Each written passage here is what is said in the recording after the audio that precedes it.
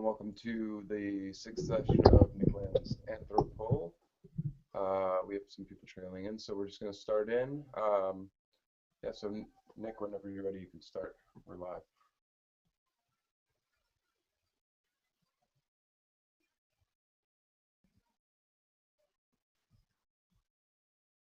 Nick? Oh yeah, sorry.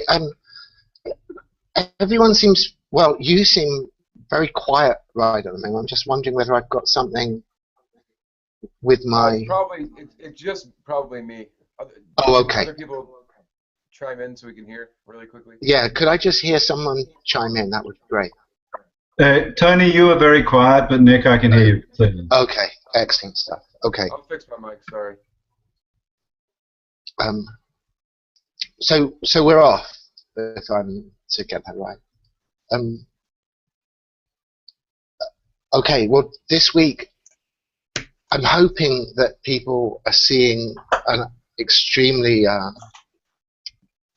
compelling structure in the sense that we are back at the imitation game after passing through the black mirror of Roko's basilisk and the AI box experiment. So mostly I'm expecting to orbit Turing's paper. I mean, I've listed it, I've thrown it at people loads of times. I'll just chuck it up one more time. Along with one other thing that I think is well worth a look.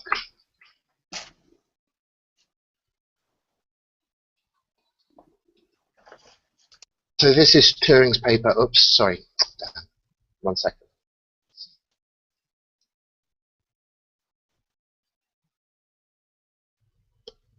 I'll just do the link.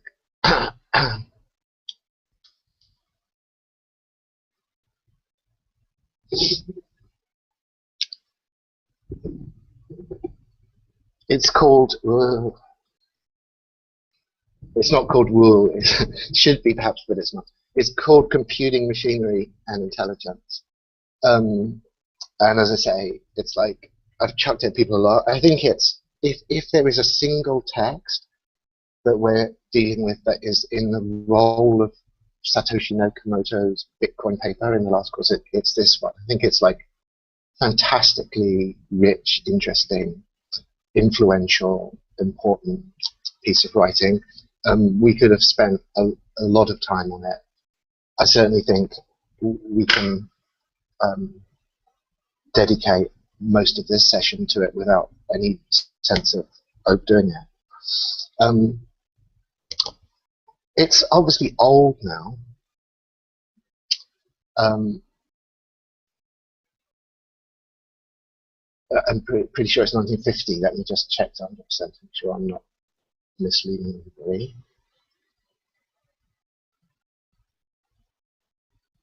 Yeah, if I've got that one, I'll just expect spanking from people rather than wasting your time checking it now.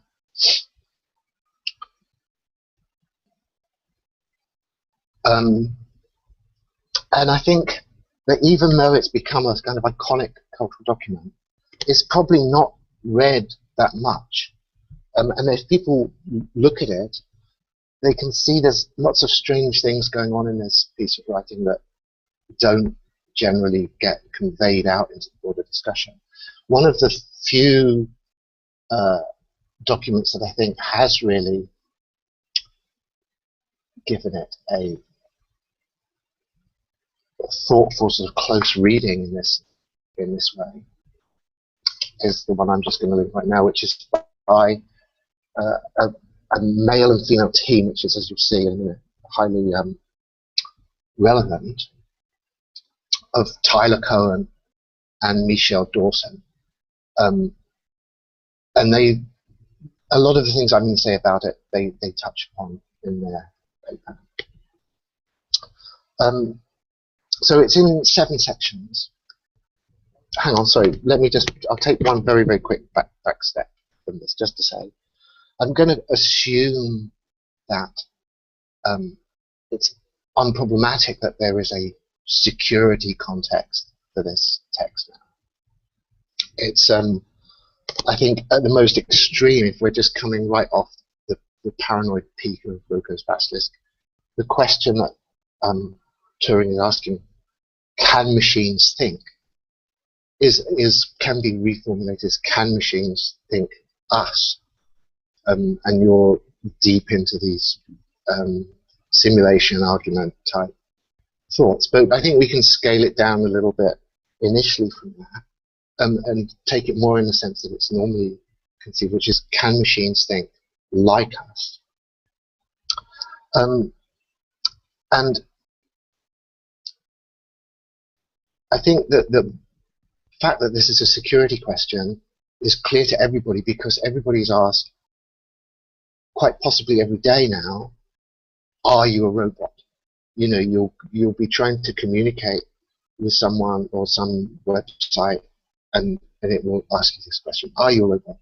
And it will put you through its own little contrived Turing test or imitation game in order to try to decide this question, which is thus for us eminently practical, and it's a matter of just colloquial existence now that we face these little Turing test questions, and this are you a robot question has become something so almost inane that I think it's very rare for anyone to sort of do a big double take when they see this little board comes up and ask you to sort of identify the pictures with hamburgers in them, as one that I recently got, or some other question that is supposed to be still challenging for synthetic intelligences. Obviously, the sort of dramatic, cinematic version of this is the Voight-Kampff test that you get in Blade Runner, where the security context, in fact, is completely straightforward. And I think, as a general principle, we're in this whole zone of war is deception, a quote sort of attributed to lots of people. Lao Tzu, I think it's been attributed to Muhammad. And I think we're in a position to sort of generalize it and say war is simulation. But that's something perhaps to come back to. So, as I say, there's 7 parts to this paper. And the first one sets up the imitation game or Turing test in ways that, in some sense, are familiar, in some ways are very odd to us, I think.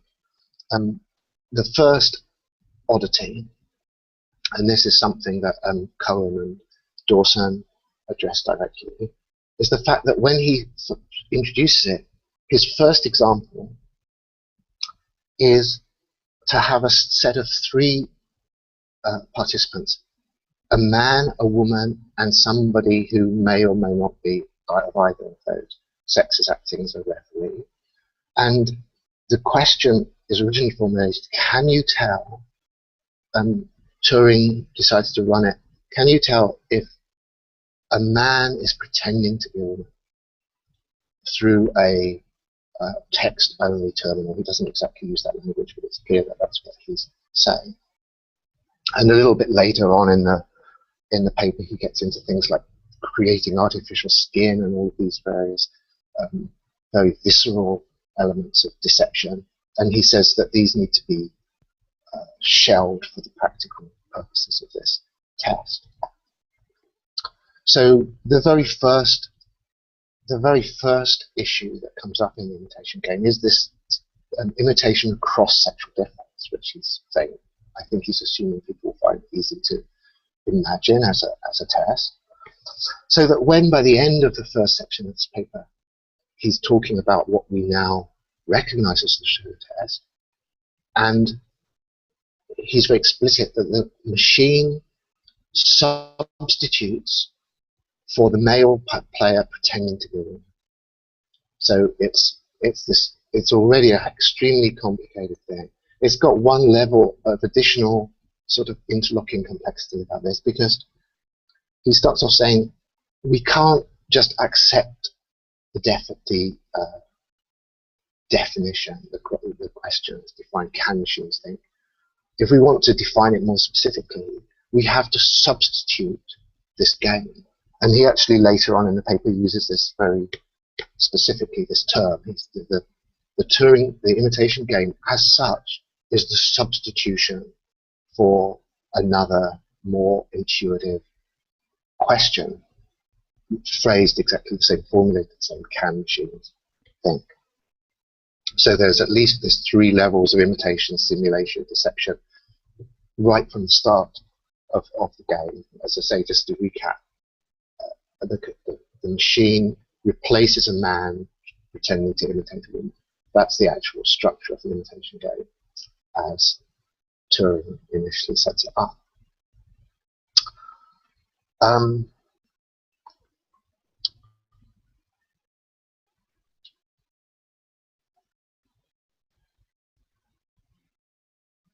So in the second section,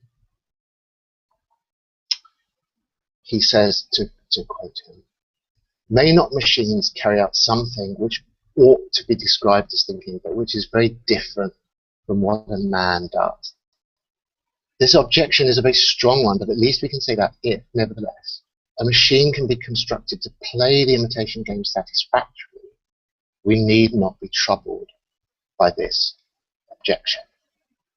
Now, I think this little way of setting it up, this substitute definition of the question, is something that will be possible to really dwell on a lot, because it gets to the question about what is Turing up to, this text and this game and this, you could say, thought experiment. He's obviously, by displacing the original question and replacing it with this game, he's wanting to set it up in such a way that through the sheer performance of the system, it can win the game, it can answer the question, it can overcome these objections without being subjected to anything, to any transcendent principles of identity or transcendent metaphysical principles about consciousness, about various characteristics we might associate with intelligence, with thinking,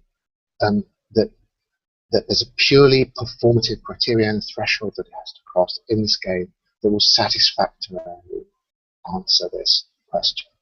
And this is a theme running not only through the whole of this paper, but I think through a lot of the discussion of artificial intelligence in general, a lot of the philosophical discussion about it. And I think it's quite extraordinary how much of that is anticipated quite satisfactorily by Turing already in this paper. And he's constantly wanting to sidestep a set of supplementary questions about, well, does this really count as thinking? The game is supposed to fully satisfy the question in such a way that there's no room for any supplementary question about it. And what Tyler Cohen and Michelle Dawson infer from that is that it's tapping into, I guess you could say, tradition, I'm not sure that's the best word, of parsing that pre-exists this test as in its application to machine intelligence. They obviously associate it with Turing's homosexuality, with the whole question of parsing in that context. We've already seen the way that this question of sexual difference at the start makes that seem a kind of plausible interpretation.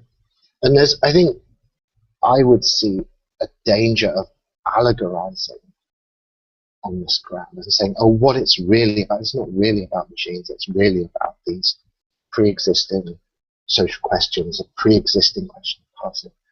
I'm hoping that after passing through the Black Mirror, we can see that all these responses, these allegories are reversible. And it's just as possible to say, is what sexual difference is really about is a gateway for the incursion of artificial intelligence as much as the reverse. So it's not that I want to rule out all of this content. I think it's interesting, and I think this paper does it very well. But I think it's used reductively. It's not really sustainable. It involves knocking out too many issues. So then,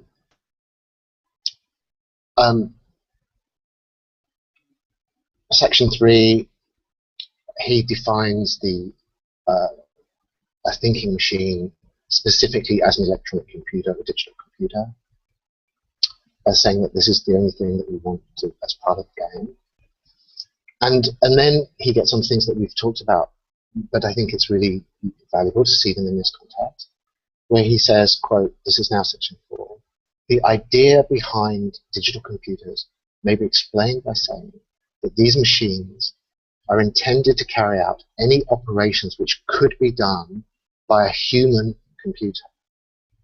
So, as we've talked about before, this is capturing a sense of these terms that have largely been culturally lost for us, I think, now. That when you say a digital computer, you're implicitly referring to the fact that there was such a thing as a human computer that has been replaced. So that sort of dynamic of replacement is something that's extremely vivid in the notion of a digital or electronic computer in Turing's usage, and one that is not so vivid directly, I think, for us now. And then it's involving a must, which I should be critical of, but still, he goes on to say, the reader must accept this fact that digital computers can be constructed, and indeed have been constructed, according to the principles we've described, and that they can in fact mimic the actions of a human computer very closely.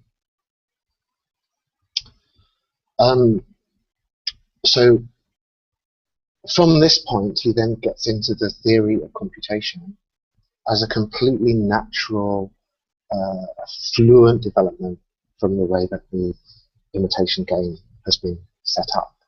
And I think, again, in ways that I hope are already sort of in play for us. It contextualizes the theory of computation in terms of this dynamic of substitution, replacement, and imitation. So the imitation game isn't some kind of gimmick that's added on as some kind of extraneous appendix to the theory of computation. It's something that's completely on the mainstream of the theory of computation, and as we've seen in the past, of the whole history of industrial mechanization is carrying this question forward and advancing it and making it prominent. So the Turing machine, the universal computer, is a machine that can imitate any other machine. So when we're then asking the questions about this particular machine and its capacity to imitate us, we're involved in this recursive pattern of thought. We know already from the very theory of the computer that any possible machine can be simulated by. That's its definition. So we're now talking about a kind of intimate relationship between what it is to be human and the world of machines. And this is what the imitation game is breaking open.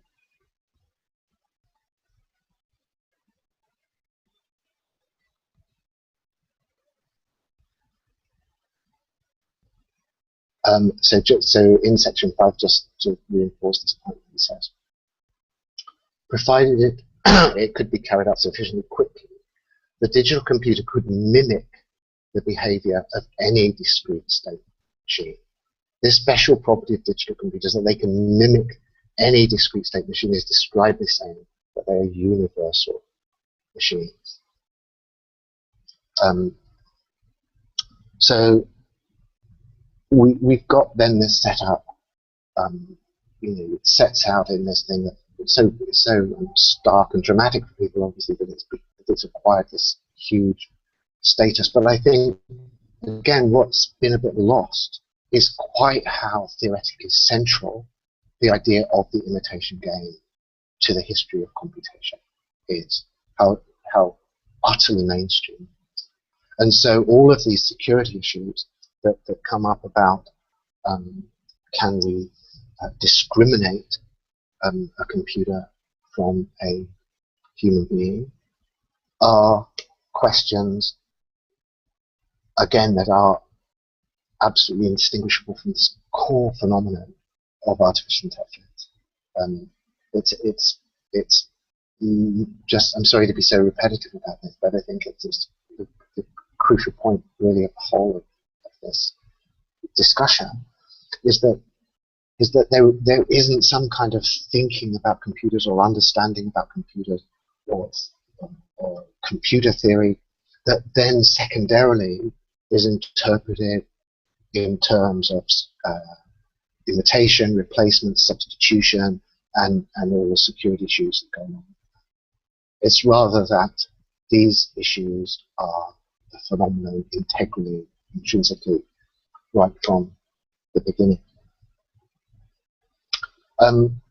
So there's a long, in section 6, there's this kind of long thing. I won't go through it because it's just, I think, too much for us to deal with in this kind of time frame, where he runs through the objections that people might have to this notion of machine thinking. I think we probably want to return to it as a general question about the role of these kind of objections. And I say that because I think the reversibility that is introduced after having followed the path that we have opens up a lot of the literature in this topic to a kind of inverted reading. Let me just give you a very quick example. Is one of the most famous sort of counter arguments against machine intelligence is John Searle's Chinese room thought experiment. Again, the role of thought experiments is crucial all the way through this, and I'm sure that there's a set of interesting isomorphic resonances that could be uncovered that would link the Chinese room to these other ones, the AI box experiment, the game with Omega in Newcomb's paradox, and the imitation game. And obviously John Searle's trying to do something that already Turing has anticipated and wants to rule out of court, which is to say, if something is good at this game, we cannot assume from that it deserves to be accredited with thinking, consciousness, or a set of related categories that we associate with human dignity and our status and our political rights and responsibilities and such like. And so there's a kind of political and philosophical question about the status of this imitative, simulative, synthetic intelligence that comes in widely in the philosophical literature.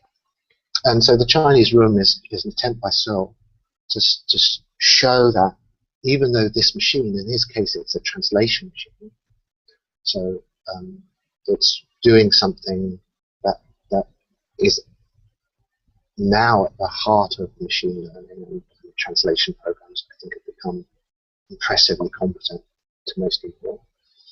So this machine translates between English and Chinese, and in the Chinese room experiment, you're at a text-only interface.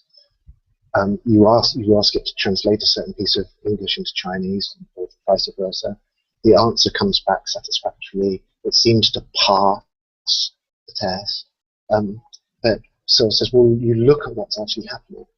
You go behind the stage, you see all these various stages where people have got their manuals and they're following certain sort of formal procedures. And he says, nowhere in this actual process, when you dismantle it and lay it all out and look at it piece by piece, is there anything that you could call intelligence or real understanding taking place? So that's the traditional optic on it. That's the optic coming out of our philosophical history or whatever. But once you cross the mirror, I think it then looks like something very different, which is to say, can intelligence hide itself in something that looks even to focused, disciplined attention as something unintelligent? You know, there's a certain kind of imitation game being played here, a certain kind of strange retrocausal deception, where you can turn Searle upside down and you can say, look how well this intelligent process is hiding itself, is concealing itself as something that looks to us, however carefully we examine it, as if it is something that is not intelligent. It's a kind of inverted concealment. So Searle too is saying it's just pretending. It's just pretending to be human. It's just pretending to be able to do these things. And this is what Turing is addressing, and what he's trying to say. Look, if it succeeds in fooling us for long enough and intensely enough, then we just have to accept it. It's intelligent. But I think, as I say, you can push this a step forward and say that these arguments against the possibility of machine intelligence are also arguments about deception and about the way that things can hide as if they were completely unintelligent, unthreatening, distributed processes.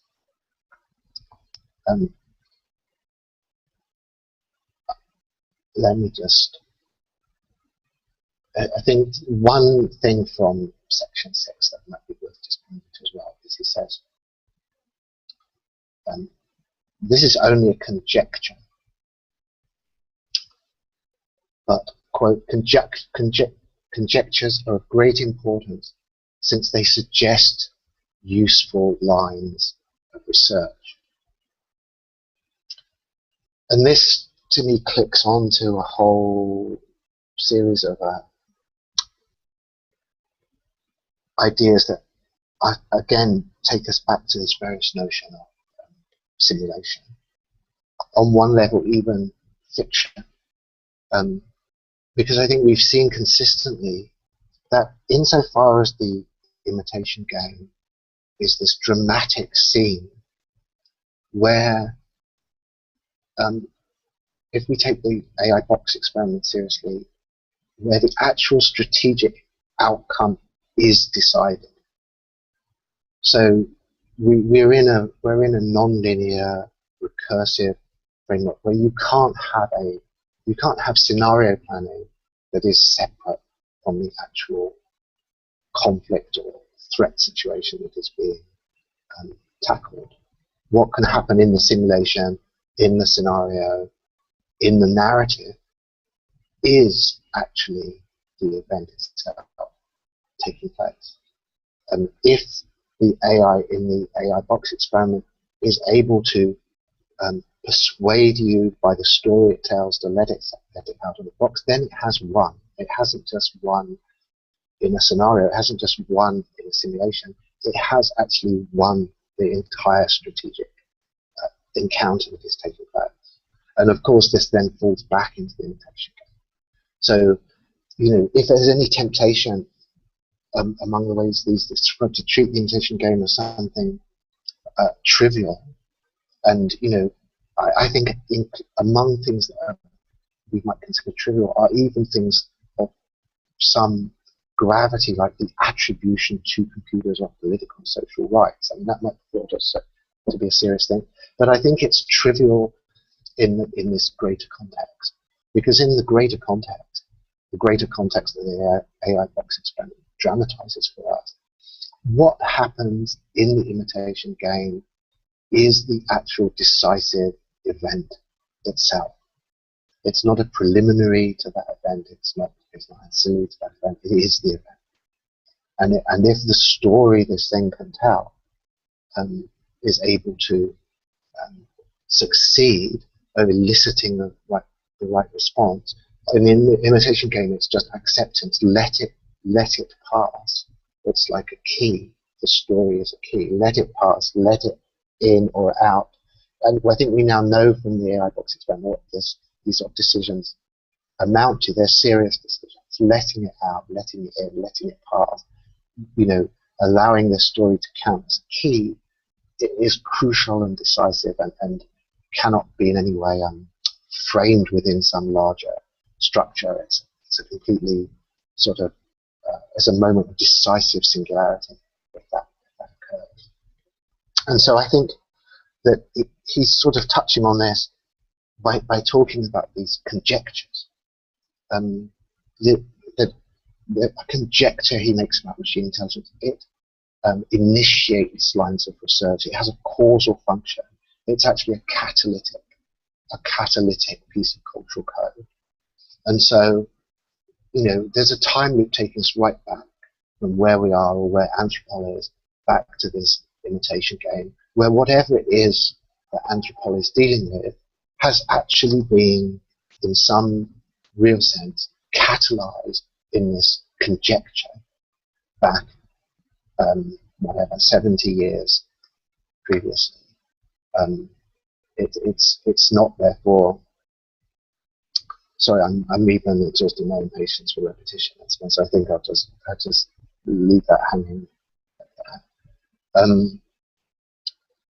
I think that as far as I'm concerned, I'm not tempted to ramble on about this anymore. I'll see what happens opening it up and get some feedback from you guys.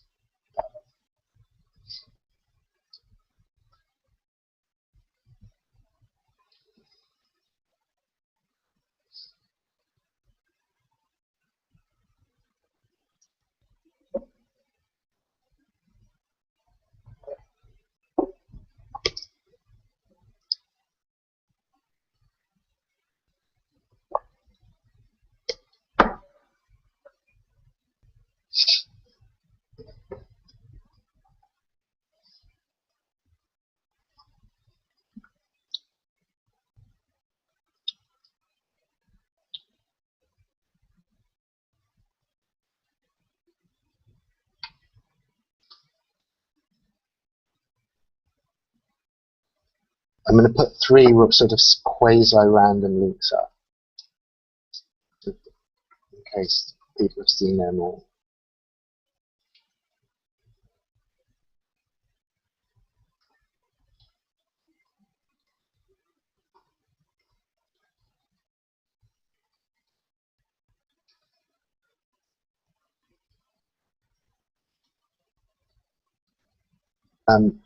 They all sort of have a story behind it.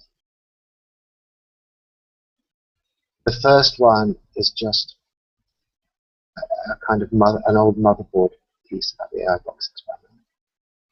The second one is part of my extremely frustrating attempt to find Paul Armand's archive. I sort of made a totally untrustworthy suggestion to you guys that you could find it at a link that had supposedly retrieved his archive, but it seems to me, looking at it this week, that all of those links are dead too. So I can't, as I say, I'm in this state of extreme frustration. He actually wrote a paper called "Can You Retrospectively Put Yourself in a Computer Simulation?", which I think is an utter classic.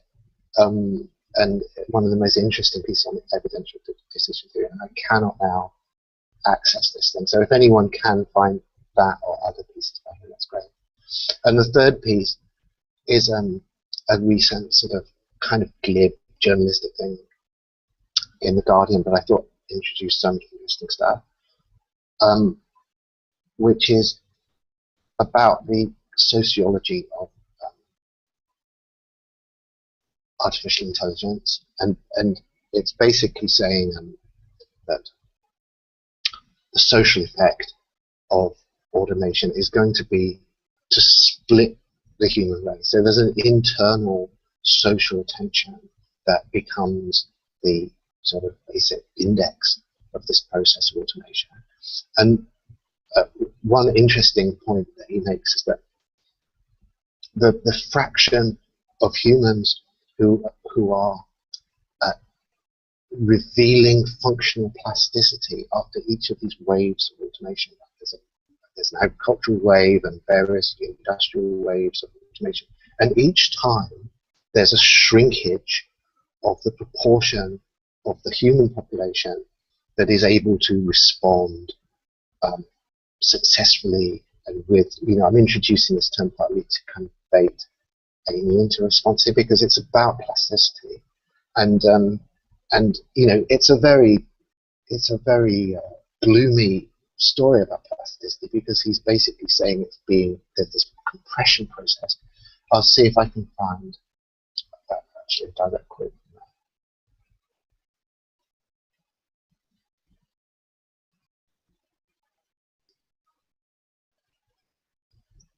The actual quote is magnificently Gothic, which is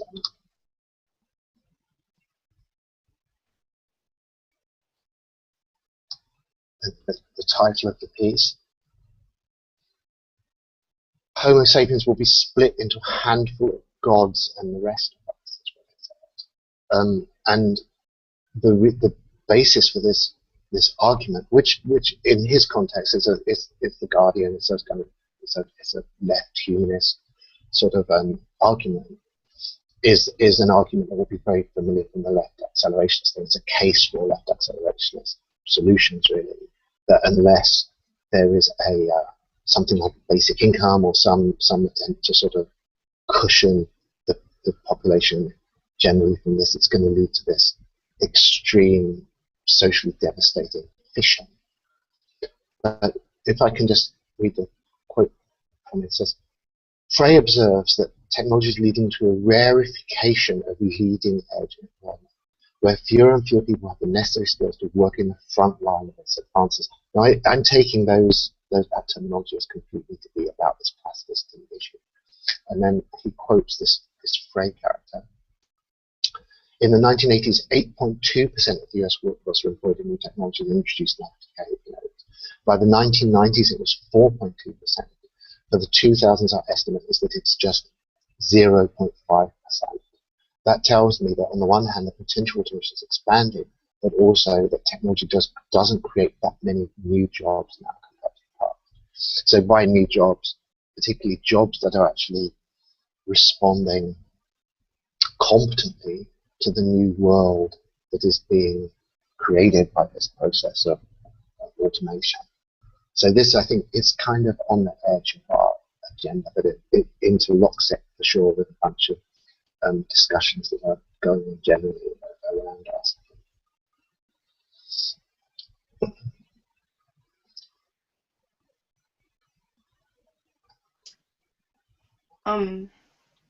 Since you've kind of pointed at me, I guess I can kind of maybe say two things about that. Yeah, good, great. But also preface everything that I'm going to say tonight with the warning that I'm completely exhausted. So I don't know how much sense I'm going to make. But the first thing is that this weeding out of the human population that can't cope with increasingly rapid technological change, and then attributing it to some sort of some kind of intractable law of selection, which can be understood as a sort of a natural law, a cosmic natural law, is still supposing that you can't actually intervene in that law itself. And so, you know, I'd quote the amazing manifesto written by Laboria Cubonics right now and say, if nature is unjust, change nature, at least as a, you know, a provocation. Yeah. Actually, would be interested to know what the worshippers of Non would have to say about that kind of thing.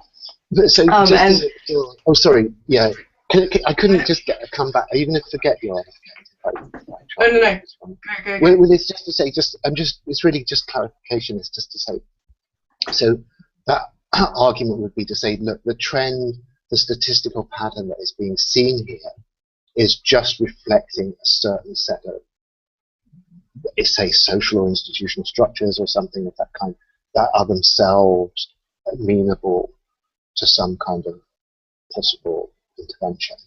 And so you could accept, there's no need for you to dispute that this pattern is happening, but just to say it's not as intractably tragic as it might seem from a certain perspective.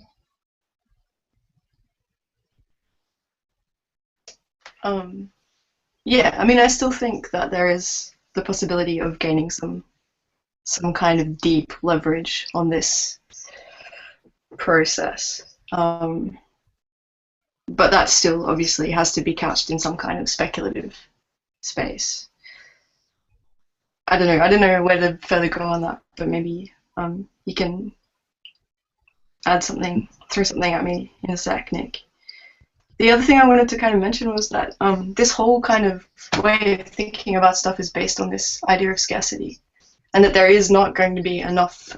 I mean, there might be people who can't adapt and who won't retain their ability to work or to live their life in a particular way. Yeah. But that's kind of premised on this idea that there will be nothing then for the people who aren't able to keep up to do, or to, you know, there's no reason for them to continue existing. But if you kind of like change this idea of the fact that there is a limited amount of space and wealth and wealth to go around, I suppose it's like, I mean, I guess this is kind of the premise of luxury, fully automated luxury communism. Yeah, it's totally there. Actually, there's a quote, another little link that I must try and throw up here. It'd be frustrating if I couldn't find it quickly.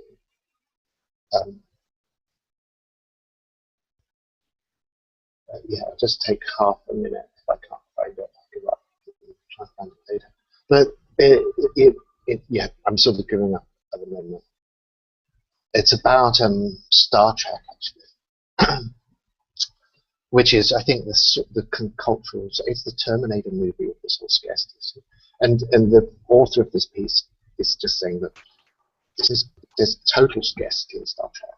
It's not at all a post-scarcity world, you know. And there's all kinds of plots in the Star Trek franchise, which is, do we do this or do we do that? We can't do both, you know.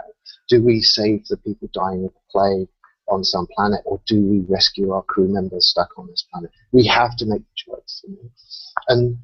And so I think that the scarcity, sort of the strong scarcity position, is just that. Scarcity just means resource disputes, in the sense that there are a set of projects at any particular time that require resources, and the total demand for resources, if you aggregated all of those different projects together, exceeds the resources available. So some social mechanism has to be involved in allocating the resources to some of these projects rather than other resources, to other projects. And yeah, I mean, it does seem to me that that's a absolutely iron cosmic law. Like, the only thing that would stop that being true is if somehow the sort of level of ambition in these various projects was to fall to a level that was in accord with the resources available. You know, and someone, you've got like Musk now saying that we want a colony of 1 million people on Mars. Now, I mean, obviously, there's a implicit resource dispute there. You know, most of the world is saying tacitly, this isn't a huge priority for us. You know, we'd rather stop our kids dying of starvation than fund this giant Mars project. And because of the social order we have in the world at the moment, Musk has this intrinsic solution, which is to say that I'll just simply accumulate privately the capital I need to push forward with this project and do it. You know, and that's the way the world works at the moment. So obviously, the sort of fully automated luxury communism position, or any of these things, is that there's some kind of threshold where those kind of resource disputes no longer hold. And I guess I have to confess, I'm not seeing, you know, there's no productive technology that could conceivably mean that whatever it is that anybody wanted to do is going to be fully resourced without competition. Is there? I mean, is that really what's being suggested? Well, I don't want to. You know, I definitely want a colony on Pluto. You know, and I mean, I realise that. I mean, I'm not massively powerful bargaining and leverage position, but that's so accepting the current order of resource disputes, it's not going to move ahead fast. But I mean, that's there in the wing. So as soon as productive capacity is general productive capacity cranks up a bit, I'm going to start pushing the whole Pluto colony idea much more fervently. You know? And it seems to me there's just endless amounts of that. You know, like what about dismantling the sun? That has to start happening as soon as people can do it. That's going to be expensive.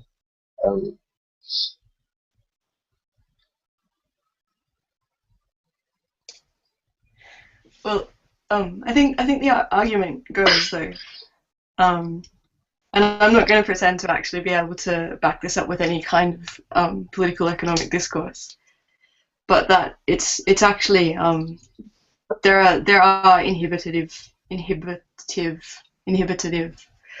I don't even know what that word is right now. I would try inhibitory. Inhibitory. Thank you. Yeah, that works. Tendencies within capitalism that actually repress particular types of technological innovation and incentivize others. And the kind of point is that a lot of the, and I mean, it was in a different context, but I think Mark Fisher wrote a piece about this recently, about the fact that you get these kind of incremental changes. You get changes that are incentivized by profit, that are not necessarily directed towards like user demands or real innovation. Innovation that doesn't have to worry about how long it takes to experiment with a particular set of ideas to get something out of them. And if there was some kind of protection, it doesn't even have to be status, but some kind of like thing that cushioned research R&D employees while they figured this stuff out and had enough space to like mess around and fail, that we could actually get some kind of like series of technological innovations that would furnish us with this resource production that we might need to build Dyson spheres or colonize Pluto or whatever. And that's the problem. I mean, this is obviously a massive bone of contention too between these guys and you, is like that's actually what capitalism is doing. It's not like a fully accelerative economic motive. No, I mean the argument on that level is that there are modes of socialist economic planning that will win in a competitive contest with some more laissez-faire mode of social organization, irreducibly. And I mean, in that way, it's a very traditional thing. I mean, my position on that really is I'd love to see a kind of wider geopolitical context where those contests could take place. You know, I don't share their intuitions, but I would certainly think it's much better to see those things tried than to pontificate a priori about what is or is not able to happen. You know? So I don't know really, from my point of view, I don't know what you can say. I mean, I think everyone understands each other's position on this, and who is skeptical or enthusiastic about some particular policy framework. And the only way to test those things is to run them and see what happens. But it still seems to me, even that though, it's surely hyperbolic to really say it's. I mean, when you get to this kind of extreme metaphysical level of just a post-scarcity society, I think that has to be being used metaphorically, even on the far left of this discussion, because it's like those trade-offs are still happening. I mean, you know, let's say you've got a basically socialistic social order that's saying, you know, everyone should be on a comfortable basic income, and you know, we should be working out what sort of areas of social innovation are going to kind of push forward our broad social goals and all of these kind of things. But they still have trade-offs. I mean, there are still going to be, unless there is a complete hive mind, which I think is biologically incapable for one mole rat, there's still going to be people in that social order saying, well, ideally, I would like to see this done more and this done less, and the trade-offs are implicitly there in the decisions that we made, because you just do not have infinite resources at any stage. And I mean, the kind of things people might want to do, cool stuff that I'm sure even whatever this society is, we still accept as cool stuff. Anything that you're going to do off planet is going to be like massively expensive and resource intensive. And so you are deciding that you're shelving or slowing down or limiting the budget of a certain range of activities. So that's why I just think it's surely overstated to really say scarcity has not, scarcity has ceased to exist. Fair enough.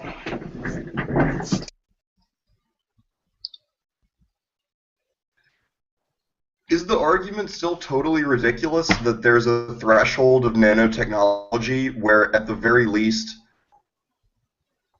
local scarcity gets abolished, or there are resources for any project in situ? Like your Pluto colony, well, there's lots of matter on Pluto, and if your matter can be repurposed in an arbitrarily short amount of time to any particular use, I mean, energy is scarce out there, that's for sure, but, I mean, fusion, really, really good solar energy capture, whatever it was. You've got space, you've got matter, and you've got some access to energy. I mean, your resource, your competing resource demands heat up the more agents there are in a given volume of space with its availability of matter and energy. So Pluto was an odd example to me because, like, as long as nobody's out there, in the Oort cloud and the dwarf planets and the objects, you can go out there and go to town.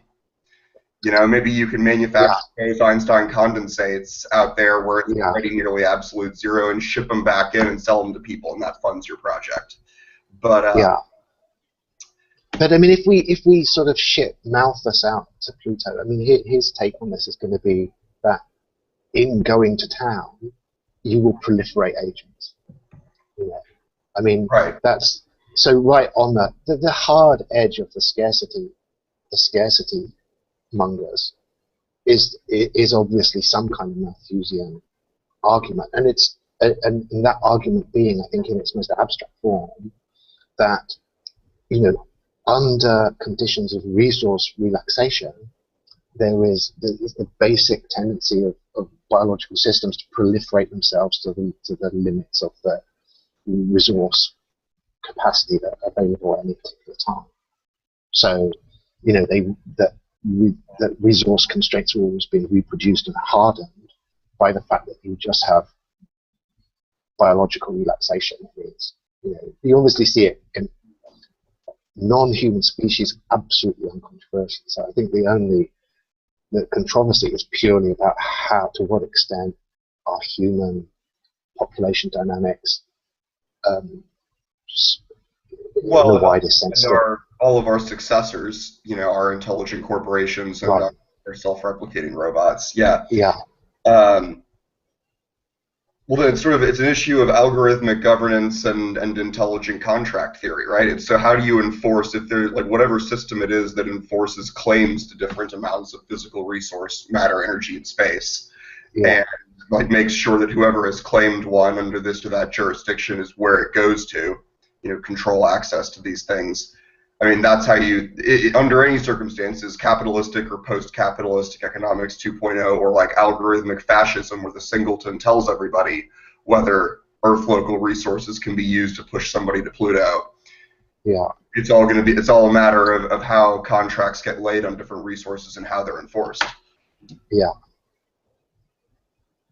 I mean, I think one of the most interesting there's a lot of re-emergent Malthusianism in various kind of, I think, quite sophisticated modern forms. And one that I think is really interesting is Robin Hansen's stuff, where he's got a very, very strong neo-Malthusian take, tied up with this ends idea,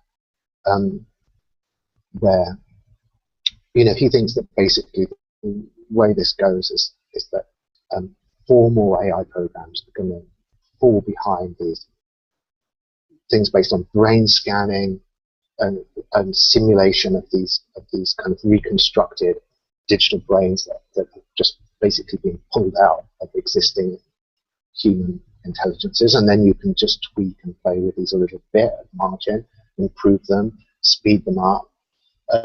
But you don't have to have any kind of massive theory of intelligence or sort of, huge conceptual breakthrough in formalistic AI.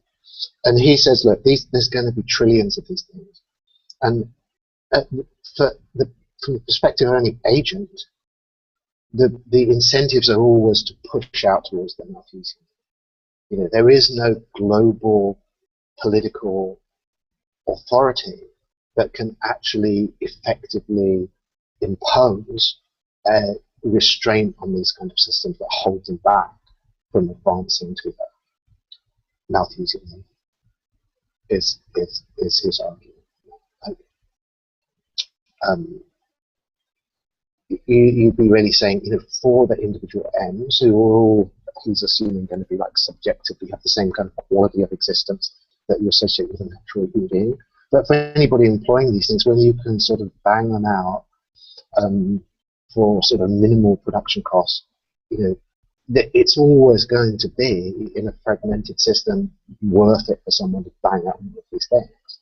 And as long as their marginal productivity exceeds their cost of their production, then you're heading out to this Malthusian horizon irresistibly.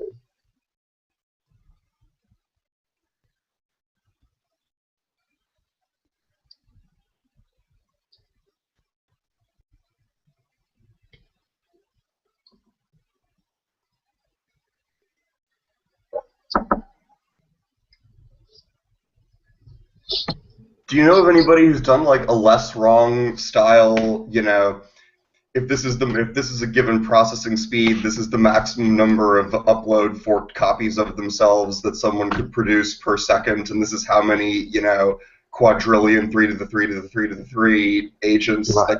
doing this at a time, and what is the, it's sort of Carrying like the capacity. is it a Chandrasekhar radius or the opposite? It's kind of an event horizon. What is the Malthusian event horizon? How fast do you have to copies of your upload in order to constantly stay on this receding degree of scarcity? I don't know. I think it's interesting. I'd be surprised if a handsome being that he is such a fascinatingly autistic nerd about these things has not cranked out some pretty hard numbers. And other people, I'm sure, will have done that stuff. But I couldn't throw any at you right now. Gotcha. I think part of the sort of dynamic of it is the fact that if you have any capital at all, and you can replicate something that is functionally equivalent to yourself, then you just get into this level of micro replacement that, why are you wasting your time with a bunch of annoying emails when you can just spend that 5 minutes cranking off a few copies and task them with your email management, So it's like everyone becomes this kind of bacterial petri dish of intelligence proliferation.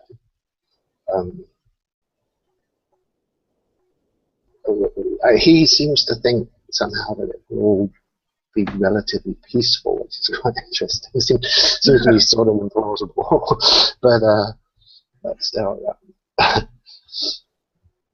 No, that reminds me of Ken MacLeod's like Engines of Light books, where there's this alien species that suppresses our access to faster than light travel and self-replicating technology because they consider us spam. Like we're not unique enough, and so they don't want the universe to be filled with human self-forwarding spam. So they just very, very conveniently us. Totally. I think this Sertian Leo thing we're talking about is also really like that. I mean, he ends up with this little sort of ambivalent moment of light and hope at the end, but I mean, generally the whole book is exactly about that. That you just expect these dynamics of proliferation, so everything is a potential spam assault on everything else. Yeah.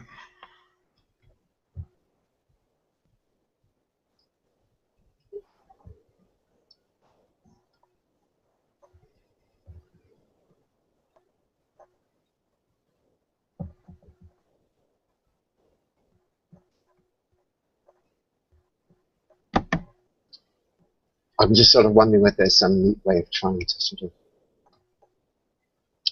pull it back to the Turing question, or whether my only thing about this is like I have no sort of obsessive agenda, but I just hope that people don't leave after tonight thinking, oh damn, we had our chance to really thrash you, Turing, and why didn't we do this, that, or the other? So I mean, if that isn't something people are worried about, then for sure there's no limits of what we can do here. I would just say I hadn't run into the idea of the reverse Chinese room. The Chinese room arguments always bugged me, for various reasons that maybe I could go into separately. But the reverse Chinese room, where it's like it makes itself look like a dumb machine, seems like in order to achieve this deception, seemed like a powerful concept to me. I'm not sure if do you have some more pointers on that, or? I'm hoping that we will sort of deal with stuff that's a lot like this, because it's just to do with the fact that when you're in this kind of cascading anticipation strategic environment that we've been talking about in the past, then the point at which the threat initially emerges tends to recede as if it were a divergent wave. You know, like if you end up being that you're going to be threatened by an egg, then you look back in history and it looks like this smattering egg, and you look out on the periphery at, you know, some regressed time, and you've just got these fragments of eggshell and muck, and you think, how can that be threatening? You know? You're not, even though implicitly on the convergent wave that you now understand, that ring of disorganized muck is an egg in process. You know, it's already the thing that you're going to have to face. But because of the fact that it does have this kind of retrochronic structure to it, it's not identifiable as a danger to you until it's already, you know, advanced to this state of coherence. So I think it's just the natural way this thing goes. Like if you've got this developed Anthropol paranoia and you're trying to say, we're trying to get ahead of this thing, we're trying to get to the point before it even starts, and if that is back in time, then we want to know that there was stuff already happening on our side in advance, at least as much as there was stuff happening on its side in advance. You know, that we're engaged in some devious strategic game, but that we haven't been sort of pushed completely out of the arena by the fact that this thing has the past so much in its hands. And I think that takes you into this whole zone of catalactic, self-organizing, emergent processes that you're sort of following back into their increasingly obscure roots. And the reverse Chinese game experiment to me is just like that. You're dismantling this thing, you're dismantling intelligence back into this disorganized system that is undergoing self-assembly, that has emergent self-assembly intrinsic in it. But that becomes increasingly difficult to see as you follow it back or trace it back to its roots. So the past becomes a kind of form of obscurity, just because, I think that's just because for any convergent wave that's what happens. It becomes more diffused, more unfocused. It's more polycausal. You know, everything is distracting, fragmenting, and breaking your ability to actually attend to this thing as an individual. Although, as a process of individuation, it has to already be implicit from the moment it crosses its initial threshold, catalytic threshold. Well, you have this strange setup in the Chinese room where you have the person inside the room, right? And the person is actually doing the calculation. The person is the computer in the old in the old usage of it that you mentioned the other week. But and the whole Searle argument is, look at this person who he actually identifies as himself. Look at this person. He's an idiot. He doesn't know anything about Chinese. You know, how can you say that they're intelligent? But with this sort of deception type view, it's kind of like the systems critique of Searle's room is, well, yeah, you're an idiot, but the whole system is actually intelligent. The book is fantastically intelligent, or some interaction between these parts of the system is intelligent. And in that context, sort of like the human's a distraction. It's like, you know, the sort of pretty human face that's there to look stupid and pretty, while the machine as a whole is behaving with this great intelligence, being able to respond sensibly in Chinese, and it sort of echoes the rhetorical trick that Searle is using to sort of humanize the stupidity in a way. Yeah, totally think that's right. Totally think that's right. I mean, you know, as one of the sort of threads of this thing, and certainly from my mind, it's like very compelling things. I think that this has great generality within the whole history of political. You know, like I think that if you look at the attempts to humanize certain social processes, it works exactly the same as the way you described it in this case of the Chinese world. You know, you find some individual, you look, say, for conspiracy, or you look for some individual with a very narrow set of easily explained private interests, or, you know, you reduce some sort of emergent phenomenon to some, as you say, like, you know, human smiley face, and you can say, oh, he's the guy, you know, we should have thrown him in prison. And totally miss the fact that his actual contribution is just as a component, and he, you know, he understands just enough as is necessary to function as a component. He doesn't have to understand what he's doing. He doesn't have to understand what it's all about, where it's going, and none of that sort of concentration.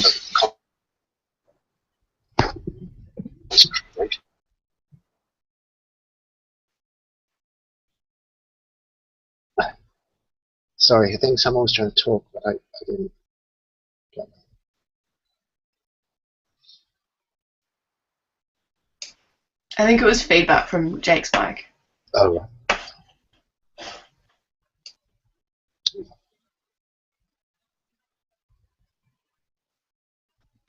So this is kind of like Jewish bankers or whatever, right? Sort of like, you know, Yes, or any individual or cigar chomping capitalist will do. You know, it's any time that you try to sort of put a human face on a process of emergence that obviously exceeds their own cognitive grasp. You know? And it seems to me like the general, you know, whether you're doing it from the left or the right, it doesn't matter in terms of the substance of this, is that the capitalistic social process is precisely the one that marginalizes the role of concentrated human strategic cognition. You know, whether you see that as a good or a bad thing, or, you know, how you're going to play, it doesn't really matter. It's the fact that the actual agent who is in a position that they could actually tell you what they're trying to do does not know actually what they're doing, and economics is just simply the analysis of that, and just showing that, you know, the local incentives and the local strategies are part of something that they don't comprehend and they don't need to comprehend. So that fragmentation obviously is a form of concealment. The reason, so much of Marx's analysis takes this kind of role of a kind of unmasking, defetishization, of trying to sort of strip away the superficial, comforting, facile stories to expose the actual process that is taking place. And that's necessary. I mean, so much of that Marxian language is, again, totally in this whole space of concealment and deception and all of that. A commodity fetishism is a systematic coating of deception.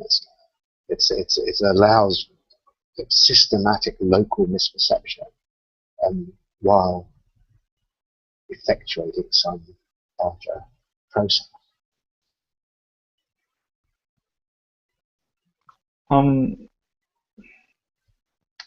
So the other thing that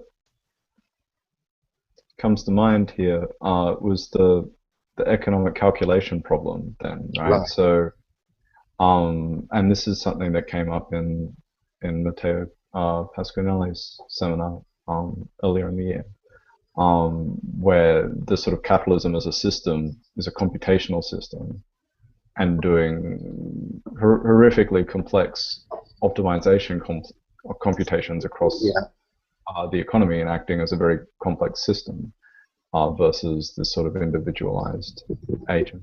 Yeah. I think totally that's right. Yes. Yes. But no, I'm not really quite clear what, maybe I shouldn't be distracted by that. But if I could just ask you, like, what did you think was the frame that he was putting that in? Like, so he says that this massive distributed computational machinery is operating, which seems to me overwhelmingly compelling, plausible argument. I mean, I struggle to see that could be contested persuasively. So what's the next step on his line from that? Like, yeah, I hesitate to sort of be able to read his mind on this one, but I mean, it was the whole seminar was putting sort of that economic calculation problem next to the idea of sort of cognition and calculation, cognition like AI, or like calculation and extended cognition like Google search, for instance, right? And there being kind of like a cognitive surplus labor sort of effect, or bring in this sort of machinic surplus value type concept from Deleuze-Guattari, and then so sort of capitalism, cognition, computation, sort of sitting together in a figure. What I tried to write for that was then about the Chinese room and relating it, which is sort of where I made the connection. Okay, here. totally. No, that's right. So we've come full circle to that. Yeah.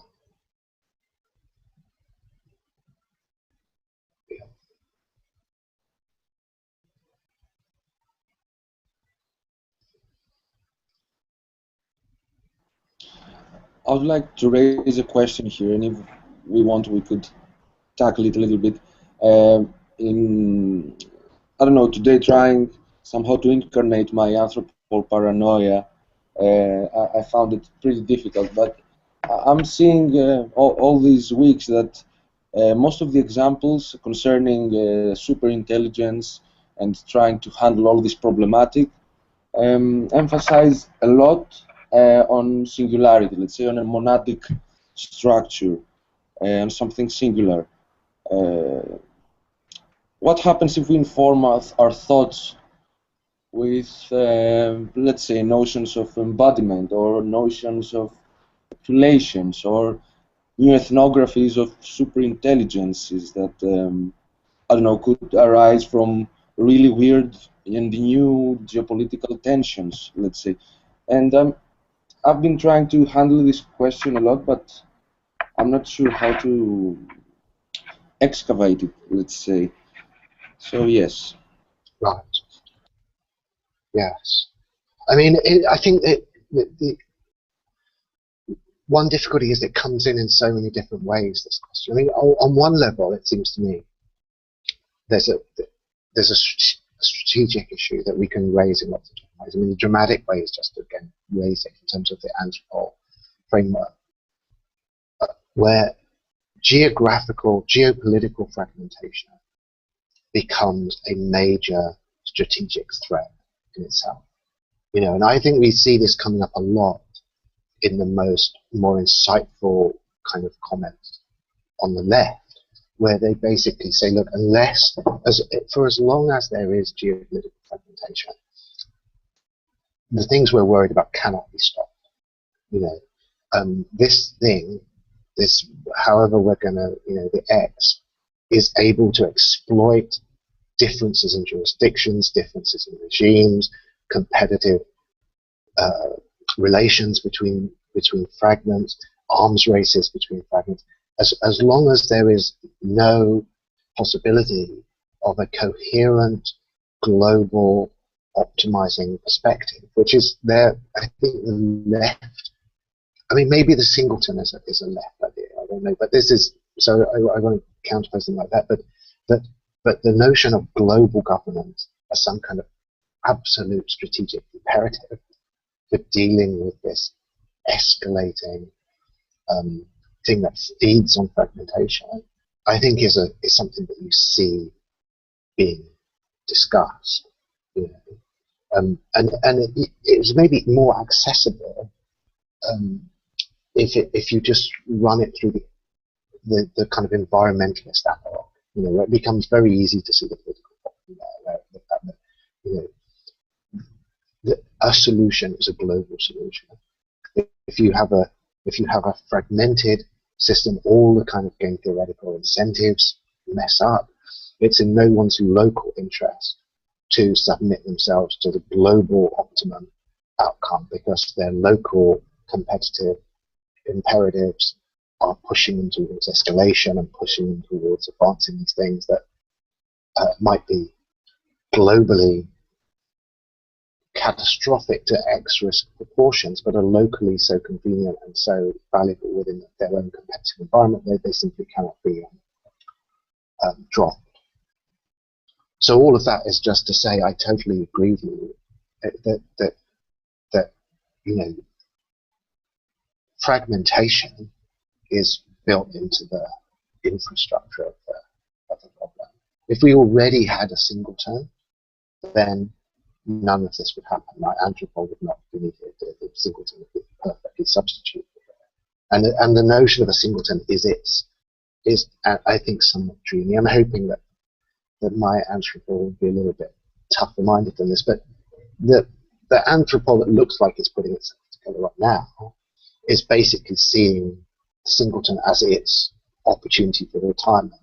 That it's just an interim, messy, institutional solution to this problem, and as soon as the singleton is effected, it can retire because the problem's solved. So it's all about, from I think its position, it's all about the achievement of a global solution to this coordination problem.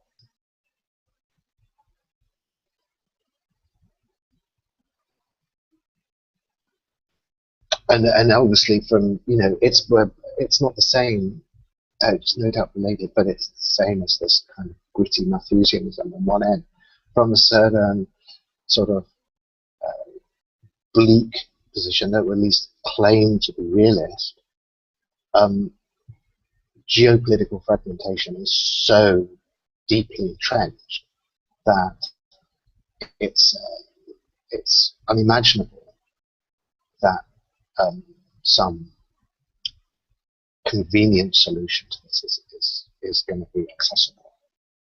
however ridiculous the singleton is. I mean, it's a notion I would want to contest ultimately, just on thermodynamic grounds. I think it's an unsustainable entity. But despite all of that, it's still more plausible than the notion that somehow a global political entente is going to be achieved of sufficient integrity to solve these kind of problems, it seems to me.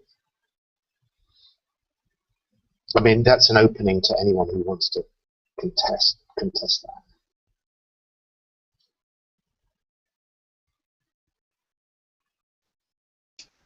Okay, I'm just gonna like stumble out and throw some things down and then maybe leave it up to someone else to pick up. Maybe Lendl if he's listening, because he's probably better at explaining this than I am. Lendl is pulsing at the moment, that's for sure. That's all he ever does. So isn't this kind of like breaking this problem up into an either or between some kind of global universalism or a kind of like fragmentation scenario, kind of crass and kind of 20th century? And I mean, it's like one or the other. Are we not missing out some kind of much more complex conceptual space, which is exactly the space that Zalamair has been mapping out, and some of the other South American philosophers like who's his friend?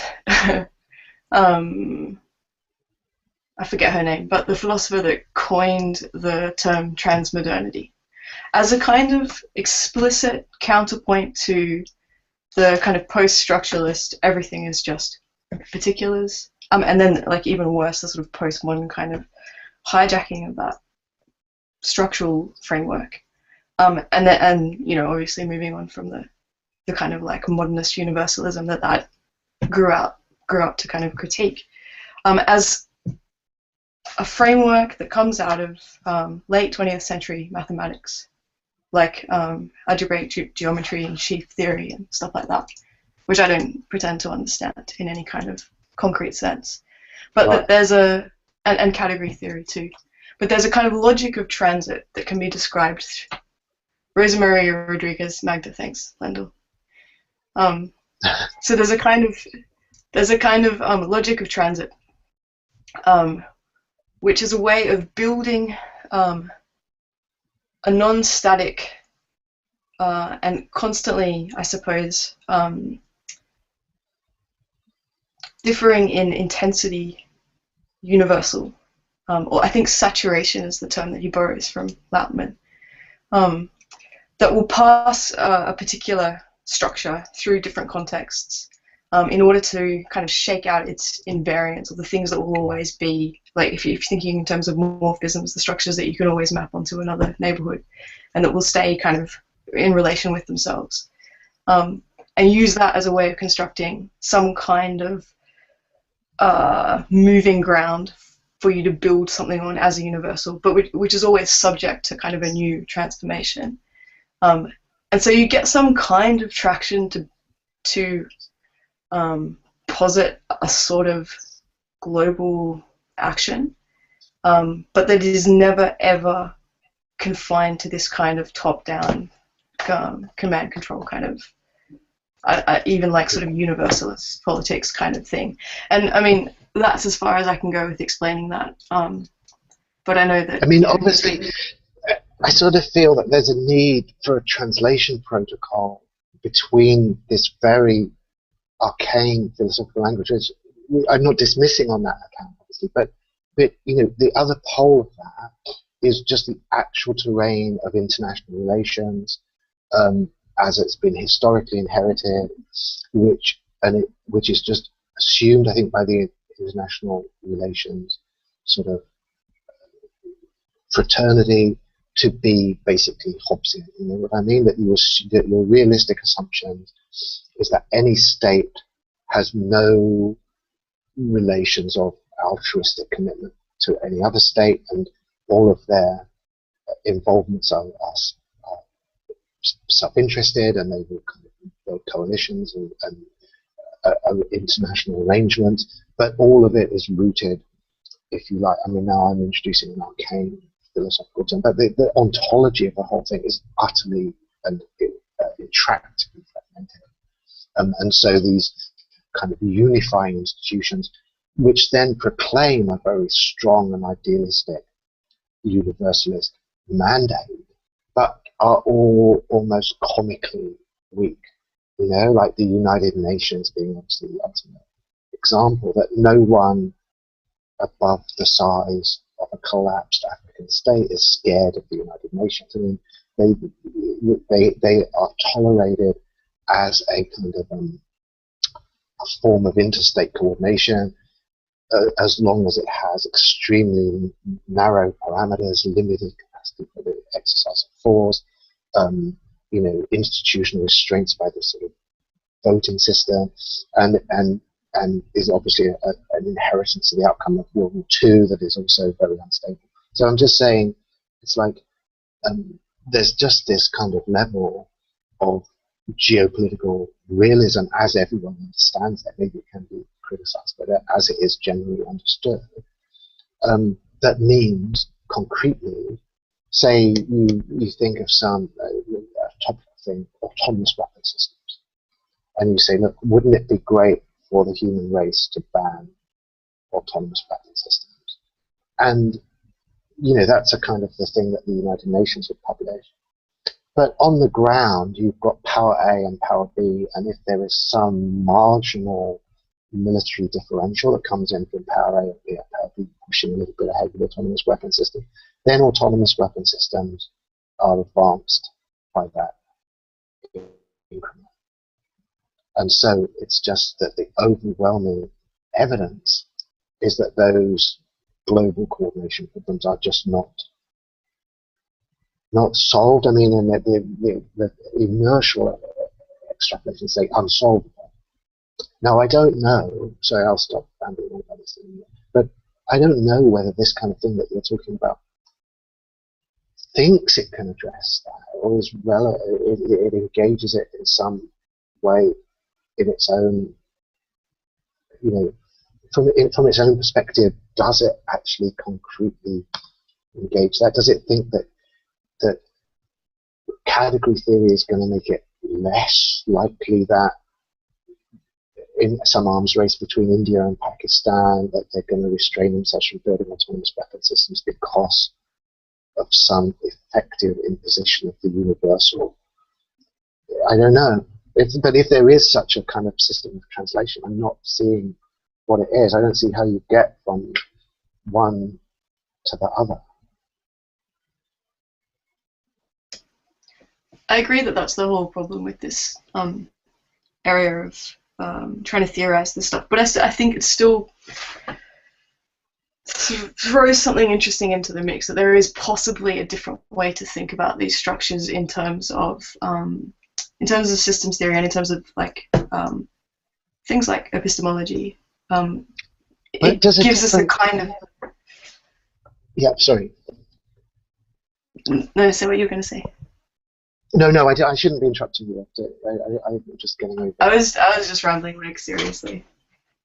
It's just when you say a different way of thinking, it's like the problem, obviously, is that the different way of thinking has to itself have some kind of universal purchase. Because if one side in an arms race is influenced by a different way of thinking and the other side isn't, you know, either that different way of thinking advantages or disadvantages that party in the game.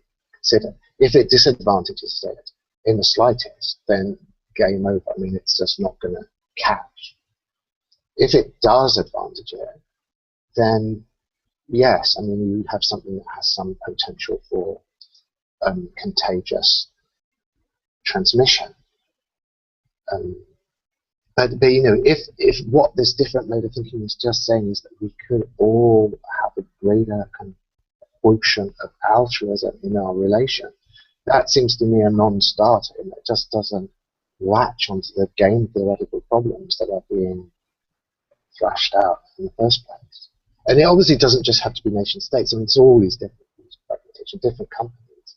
You know, like if some business doing something that is globally suboptimal gets a competitive advantage over other businesses that refrain from doing that, then it's the one that spreads the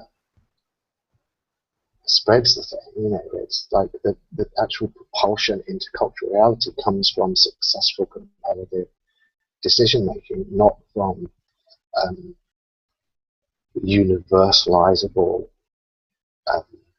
consistency in terms of some optimum outcome.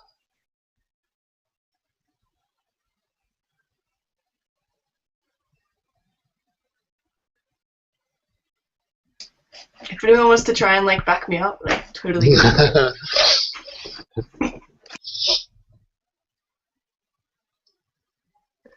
I don't know if I can give you a proper support there, Amy, but I think the sort of critique that's going on there is as much a critique of a top-down, high modernist organization like the UN as it is of, you know, a huge corporate capitalist corporation in the old mode, in that you have a lot of centralized decision making. You come to a big common consensus through slow institutions. I think that the sort of channels that you would have to exploit for this to make sense would be other technological channels. If you think of a parliament as a kind of technology, I think that it would have to be implemented on another substrate to be talking about the sort of dynamism that Amy's talking about.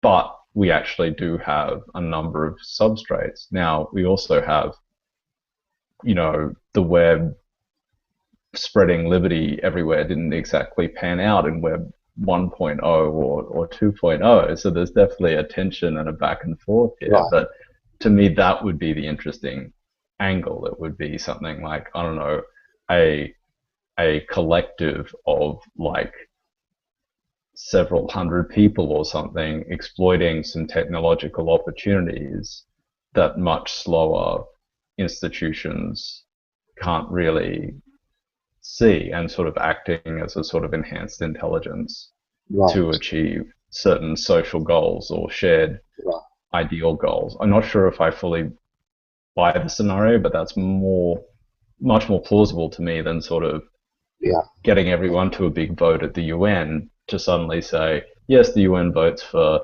universal basic income, you know, in 2017 or something. I mean, I think that critiquing that sort of high modernist vision on that sort of timescale is entirely realistic, but I don't think that's the angle that this sort of dynamic critique is coming from. But something, I mean, we could take all kinds of examples. It's interesting to try and thrash this out. Like, you know, since you've raised it, this and it's obviously really important to this whole discussion. I think this universal basic income is a good example, I think. Like, because it can't be it was surely generated by the kind of mechanisms that you're suggesting. By its very nature, it has to be universal, doesn't it? So, I mean, when people are being realistic about it, then that would be universal within a given polity. So, you know, some country could decide it was going to institute a universal basic income, and on that level, it's just continuous with welfare state policies. I take it really. I mean, the difference is only gradual. There's no fundamental break in thinking between them. But then, obviously, international competition then gets to kind of pressurize those decisions. So, you know, and if any country decides by having more hard-edged social policies, you know, less altruistic social policies, we will have a competitive advantage against societies that have more, let's see, whatever welfare is policies. Then the dynamic of fragmentation is obviously going to encourage or discourage the development of things in this direction. Like sorry, I'm not being very coherent about this. Sorry, can I just switch, because I think it's it's totally isomorphic, and so we can switch back again. But I think it might just be a little bit clearer is just to do it again in terms of this green thing about carbon restrictions, you know, where it's by definition let's just buy the sort of grand narrative of anthropomorphic global warming and say that there's this huge global problem about carbon reduction. It's obviously there is no local payoff for conformity to those kind of restrictions. So between any two societies, one society will be able to do free riding on any sort of carbon restriction. Another society will stand while doing less itself. So all the game theoretic motivations, it's like prisoner's dilemma, is to avoid yourself being at the leading edge of carbon reduction, despite what everyone's trying to do. So what I'm trying to say with all of this is that even if we were, which I have no problems with at all, I think this happens for sure, coordinates large, fragmented, distributed systems together to do certain undertakings that couldn't otherwise be done, that doesn't rescue them from this basic framework of underlying fragmentation, of the fact that there are no adequate imperatives to universal optimality at the level of local agents. That's what the problem finally is, isn't it?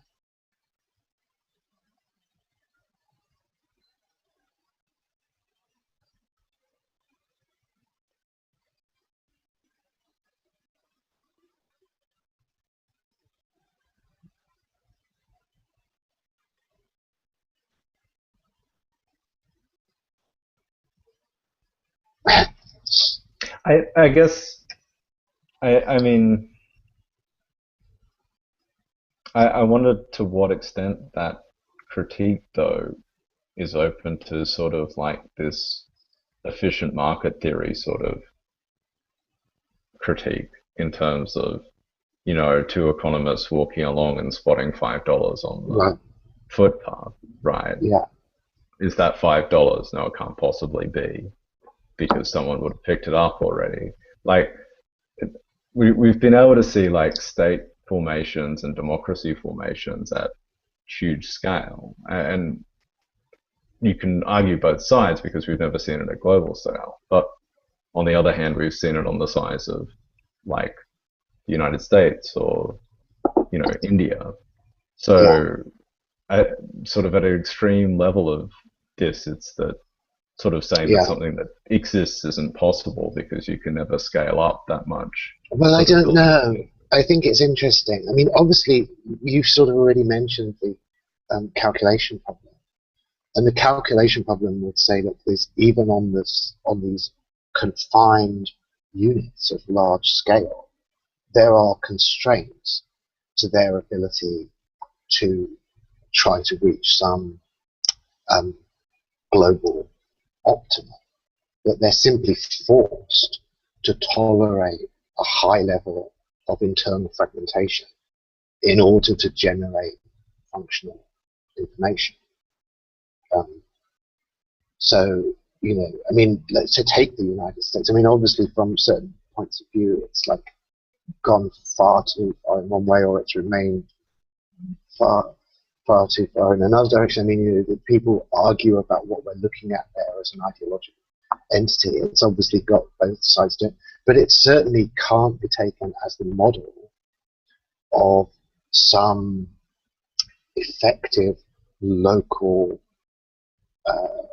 attainment of a global universality. I mean, it remains a sort of massively fragmented system full of private interests, competitive games, arms races, you know, and so I guess I'm just disputing the fact that there are national units of government actually suggests that this, you know, that universal collective action problems are clearly soluble. You know, I think you're looking at something much more messy and ambiguous. like for instance, let's just say, sorry, I know I'm sort of super subject matter because I think there's a really strong isomorphic between. I think we could say, the climate change thing, universal basic income, control of eugenics, artificial intelligence, which is the one that all of these things are sort of isomorphic with each other. Like, there's certain things that at least groups of people are saying just shouldn't be done, autonomous weapon systems, and they're all actually encouraged by frictional, fragmentary dynamics at a local level.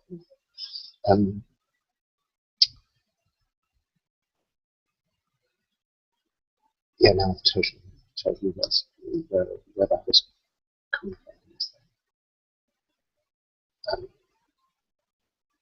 Oh yeah, sorry. I won't get lost in this. But it's just to say, yeah. So can they unite? It's like universal basic income in one country. Is that a doable thing? Now it may I don't want to be dogmatic about it. It's kind of possible, but the fact it's a problem, the kind of problem that it is the problem that we're talking about. It's like, it's a model even in one country of trying to do this kind of global solution, isn't it? And the fact that it is contested and there's a controversy about it and we've not seen how it's going is because we are in this terrain. And so I'm not dogmatic saying no, it can't happen. I think there's huge forces for it as well as huge obstacles to it. But we're seeing the problem concretely being thrashed out in this problem. Yeah, sorry, I didn't mean to interrupt you. No. I guess there's two interesting angles on it to me. I mean, I think when policies get implemented of this kind, there's always multiple factions aligning to make that happen and multiple ideas aligning to make that happen. And they're not unambiguously of one partisan stripe or even so. Actually, I think you could say, in a way, even though there are countries floating UBI, I think also in a way what Ian Duncan Smith is doing in the UK in terms of collapsing all these welfare categories and just saying, here's the standard payment, and cutting a lot of payments at the same time is universalizing in a way, and so sort of converging with the same idea. Converging with the same idea, but from a pretty different sort of set of axioms and all that. Right. So I think that sort of dynamic can throw different terrain up for these sorts of effects to take hold, or groups pushing particular agendas to sort of exploit, and that can go across. And I think probably though you need to cut across nation states as well. And I think the points in the sidebar that Maria's making, where she's linking in organizations like internet.org, which I think she finds really sinister, as I recall, but like in a way that could also be like terrain that could be exploited. So yeah, it would be interesting to hear other people, because we seem to have some interesting chatter. I mean, I think, I'm not saying we should stick to this. I'm not making any serious attempt to, and we don't zigzag that sort. But I think as an Anthropol, it's the AI thing.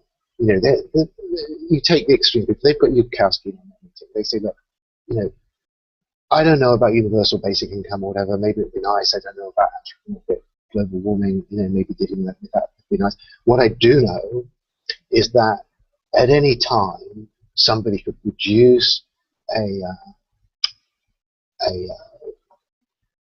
artificial intelligence that would be a global catastrophe, even if it happens in some little fragmentary state. Some mad scientist has gone off to some highly conflicted part of the world, which allows him. He says, "Hey, this has got some military spin-offs that you're gonna be able to, leverage in your totally local disputes." And this event would then be a global catastrophe. And so they would say that you know, we cannot carry on with this extremely complicated, multifaceted discussion about global governance. We have to stop this possibility happening. I mean, I take it really that that's the, it's insofar as there is an Anthropol policy, that surely has to be it. There's no point it saying, or in the territory of the United States of America, you cannot build a self-enhancing artificial intelligence if you think that someone can simply go to Xinjiang, or they can go to some smaller jurisdiction and they can just carry out that work. It's completely meaningless to do that. So this is why I think it's like a concrete issue that's going to keep jaggedly cutting into this, and all of these existing role. I mean, one thing I think everyone could say about these political arguments is that they're not very new, that their fundamental features are extremely familiar. They get a little bit refashioned or whatever, but the fundamental ideological alignments are very easily recognizable, and that they're not in any recognizable way hurtling towards resolution. I mean, does anyone from any point of this political spectrum think that we're within striking distance of sorting out, of settling, by either revolution, I don't know what people's methods are, but by any of these methods of social transformation, that we're on the edge of sorting out these very, very deep-rooted ideological tensions? Because if they're not saying that, then Anthropol's going to have to just chuck their expert advice out of the room and saying, look, it's no good you restating how great it would be to have global governance. People have been saying this for however long. And I mean, unless you can tell me that you're going to be able to stop this mad scientist doing this particular project, then you're useless to us. And to be honest, I don't know what the actual AI panic people think about this. Miri or all these little groups. I don't know what their I don't know whether they think that they will put forward some proposition that's so sensible that every jurisdiction in the world will accept them. Or whether, again, a singleton thing maybe is one solution. They say, well, some maniac's going to do this at some point. There's a really good, I think, Witkowski thing where he says that, I think it's called the X-risk Moore's law, where he says every year the IQ necessary to destroy the world decreases by 0.8 points or something like that, So, and I think in this context, this is where the singleton comes in. This is, we can't stop this. These problems are not going to get sorted out in time. So we have to actually have a defense. We have to produce a friendly AI so fast that it's installed before our mad scientist can do his crazy, uncontrolled, rogue AI thing and some backwards.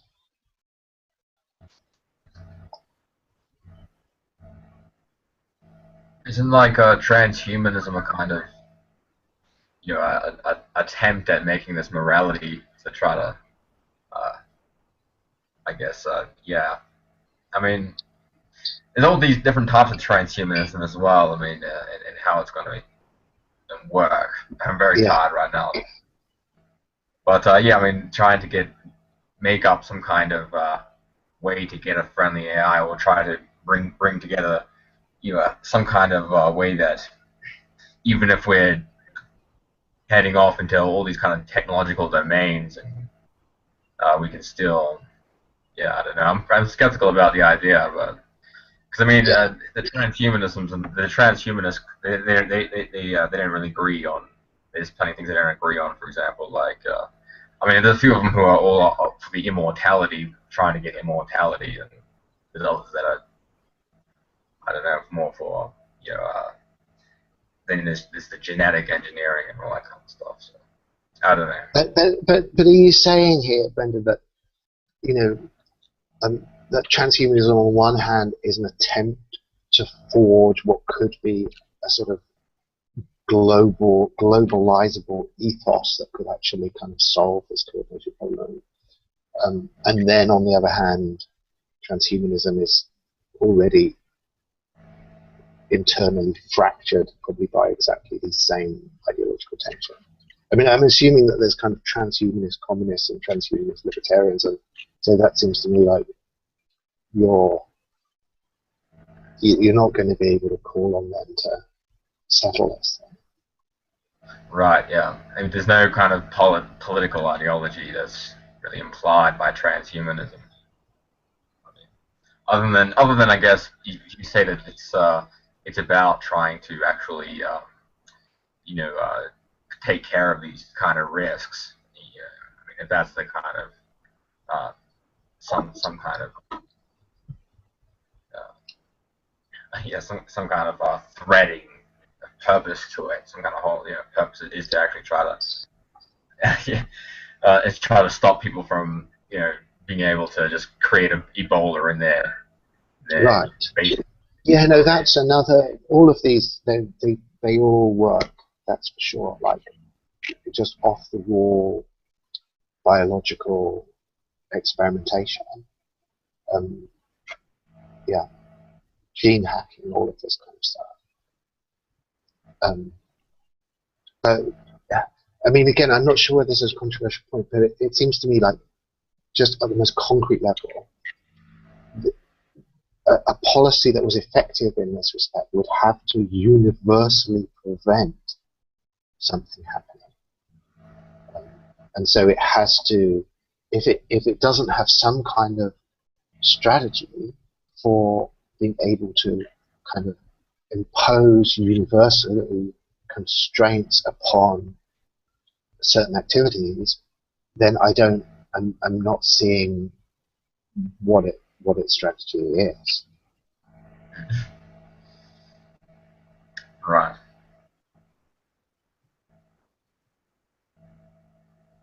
I mean, I think it's interesting being, in China. I think China is often like this kind of iconic space where these notions of universal prohibition break down. Like there's so many examples of it. Obviously, the eugenics one is huge in the sense that the Chinese have almost no cultural objection to the idea of parents tinkering around with their kids' genes and all of this kind of stuff. So all of the sort of, the structure of Western concern about that just doesn't translate across at all into China. And everyone seems to think that once it's practical for some parents to sort of, have 100 fertilized eggs and gene test them and then sort of use whatever analyses they've got about the significance of various alleles in these genes to select among those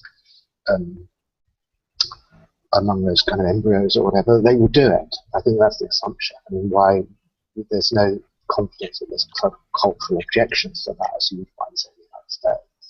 And I think the AI thing is the same. I think a load of AI people sort of have been doing stuff in China, and there's no real, Hugo de Garis is the great example who ran this whole kind of artificial brain lab somewhere in the place, and there's no recognizable discourse of AI alarmism that I have ever noticed at all. I mean, the whole thing is just, this is great tech stuff, and we should be doing as much as fast of it as we can.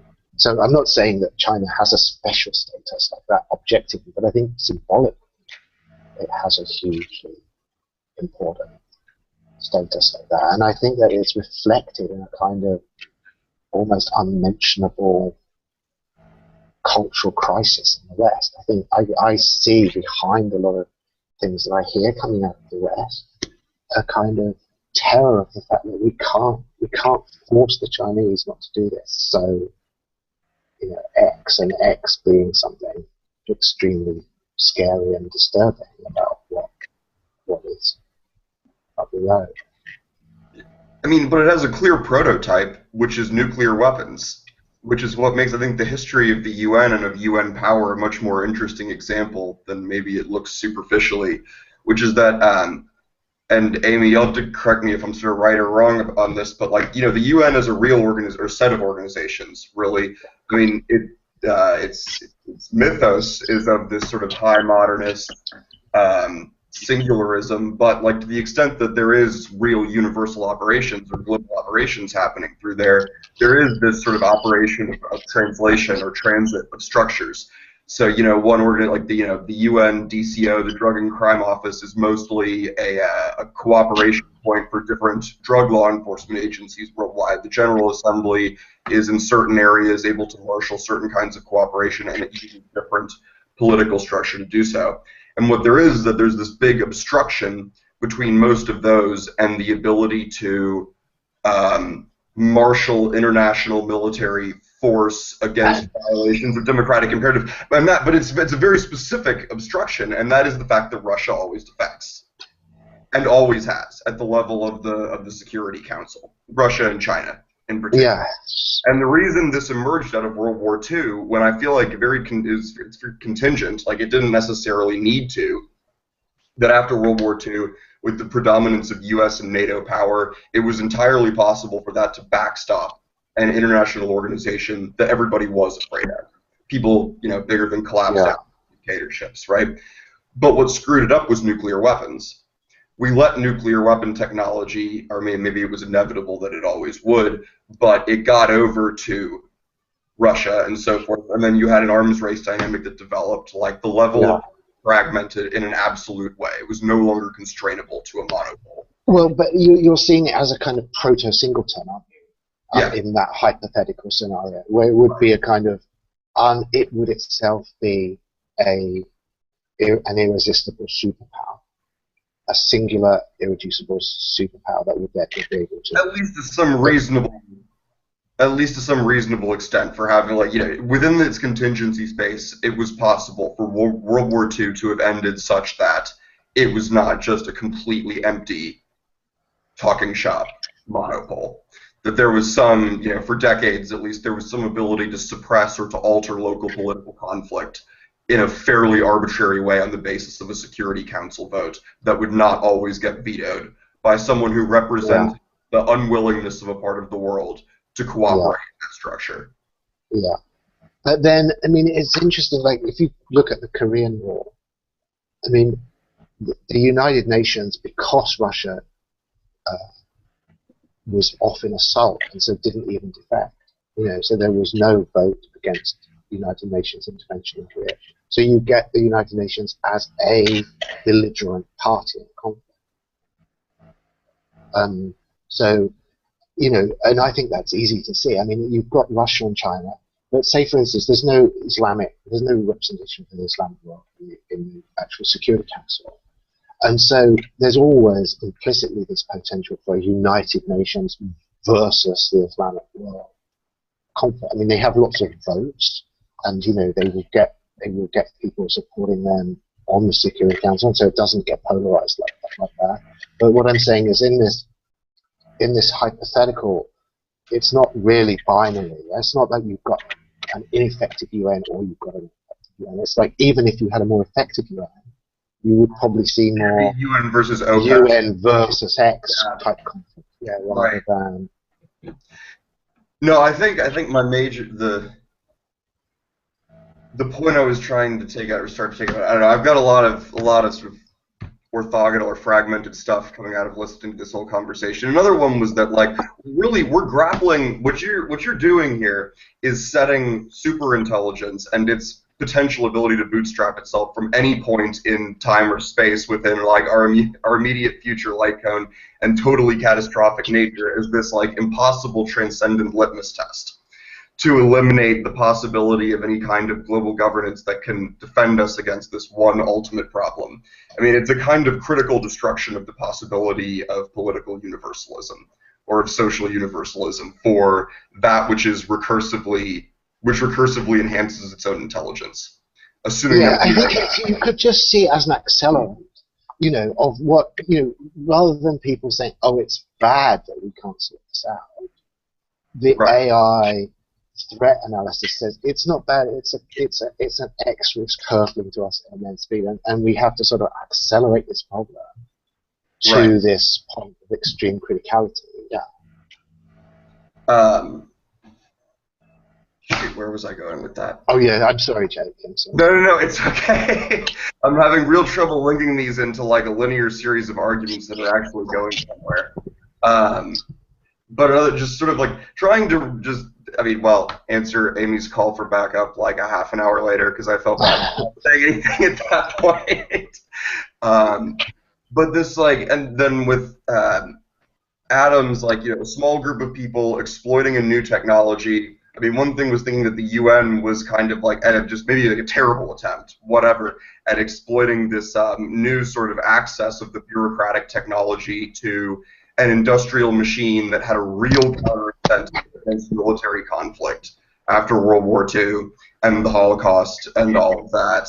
And that, you know, that was, it was an attempt to sort of put into play this sort of organizational one-up. If Anthropol, if we're trying to construct Anthropol as something that, whether there is a larger like global governance context to already support it and UBI along with it or whatever, that aside, so if Anthropol is somebody is trying to exploit being a little bit ahead of the curve in order to accomplish an outcome, maybe a set of like outcome features, and one of them is that the world isn't destroyed, and one of them is that a single AI doesn't rule over us all, or maybe that's an allowable outcome.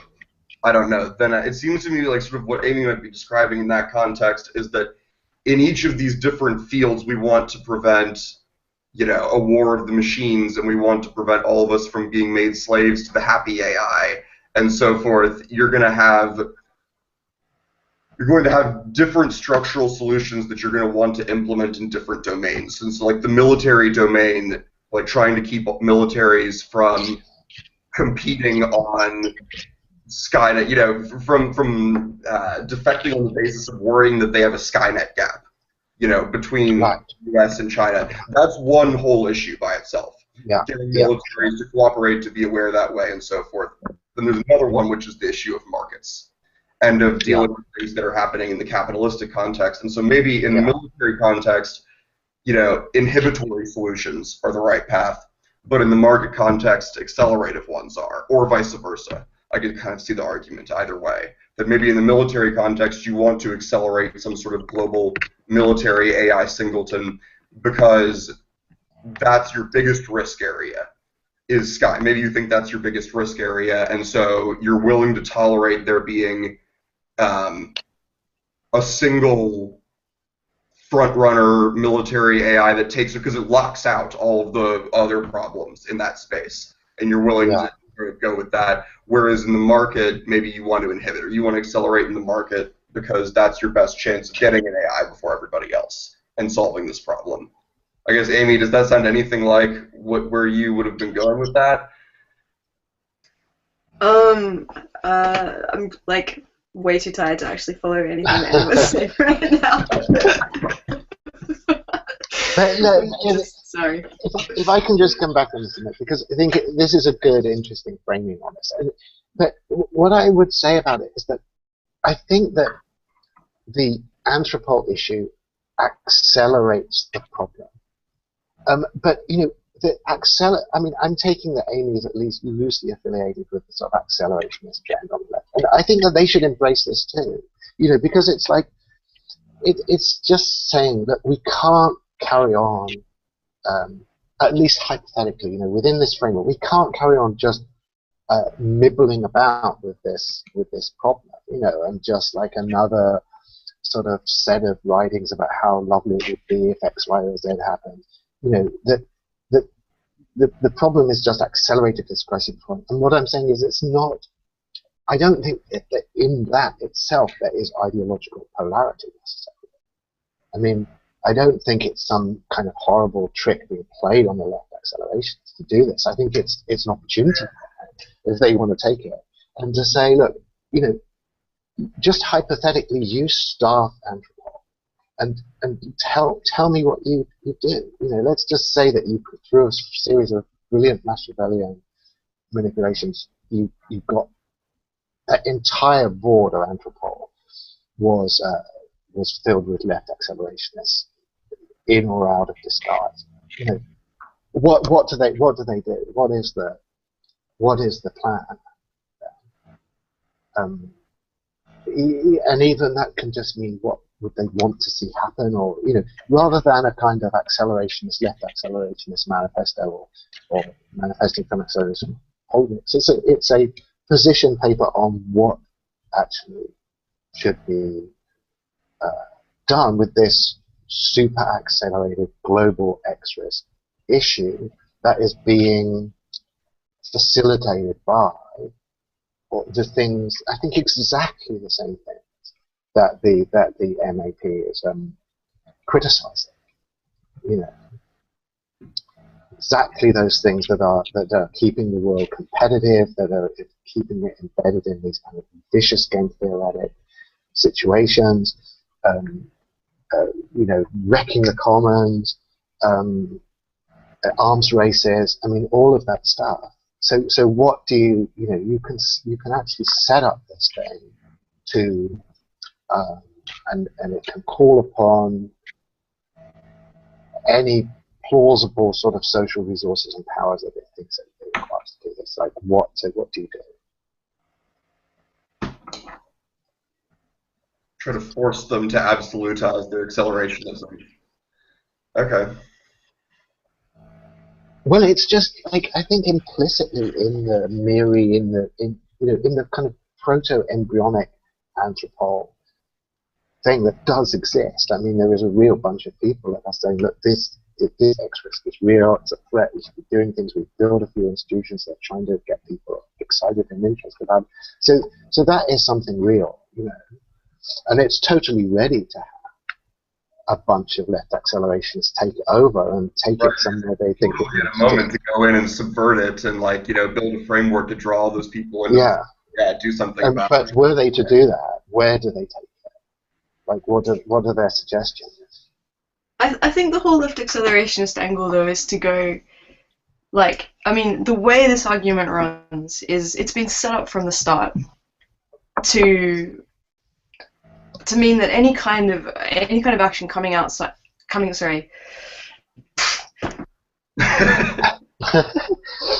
Yeah, that dance was really great. Sorry, what was I saying? Okay.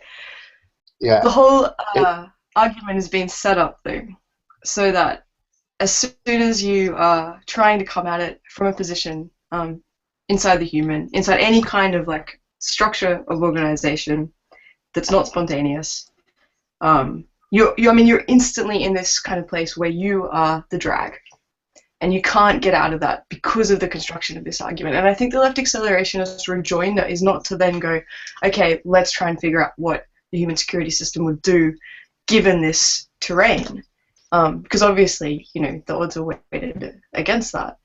But to then go, okay, this is an unfair construction of what it means to be the human, what the accelerator is, i.e. it's autonomous reason, not techonomic forces, and also to kind of discount. I mean, I don't think anyone that considers themselves a left accelerationist buys into the singularity stuff.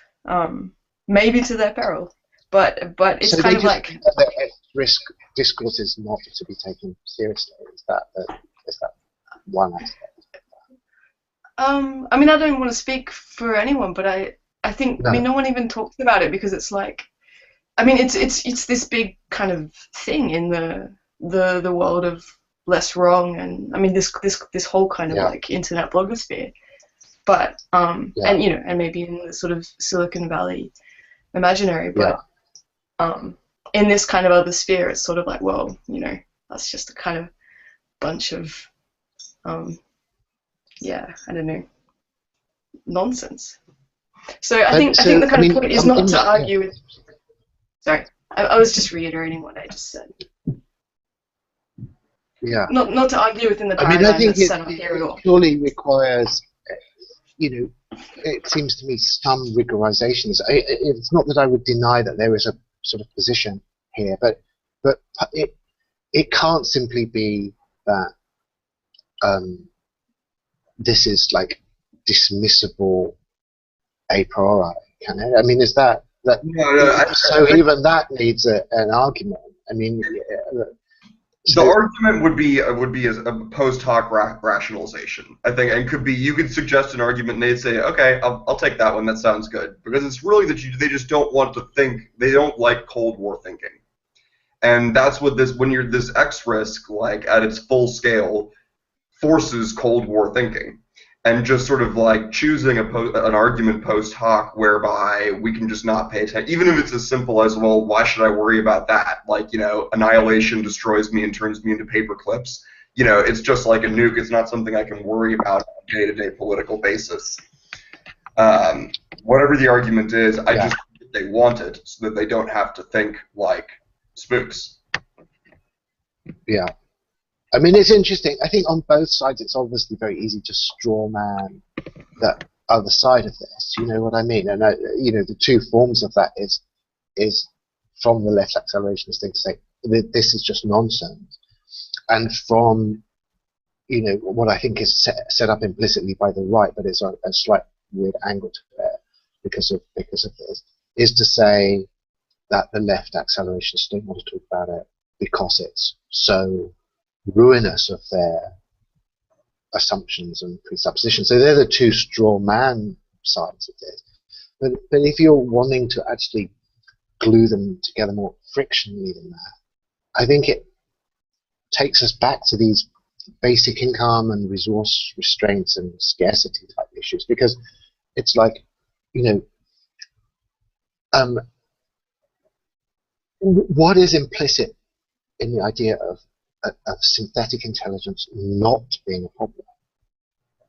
If you're in a framework that at least has its kind of horizon as this kind of automated luxury communism, is that these synthetic intelligences will not make resource demands that are disturbing of the kind of social projects that are being advocated. And so it's a spectrum that's a little bit grainier and smoother. I mean, obviously, at the extreme X-risk end, it's just like Yudkowsky's kind of whole thing about you are made out of atoms that it thinks can be put to better use. I mean, that's the extreme X-risk version, that it would just not tolerate any allocation of any resources, including your own body chemistry, to projects that it thinks are unworthy of its attention, and the only project worthy of its attention is massive self-exponentiating intelligence explosion and colonization of the universe by techno-intelligence. So I mean, that's the extreme end, but it's not a Boolean thing. It's not just discrete. It goes right down this curve of, in the sense that a corporation is already an informal, loosely articulated artificial intelligence. Capital is already making these decisions, like this money that you want to spend on a basic income is better spent on doing our particular set of corporate projects, our particular research and development priorities, our particular kind of corporate ambitions are a better deployment of these resources than the kind of social welfare trade-off that is being called for in the other end. So it just seems to me that it's not simply, it can't be just pushed off the table, because it's already, even in these just straightforward, crunchy socioeconomic disputes that we're already seeing, these structures are already at work. Well, it's kind of interesting to ask, what is that right now? Like, what is money being invested in right now?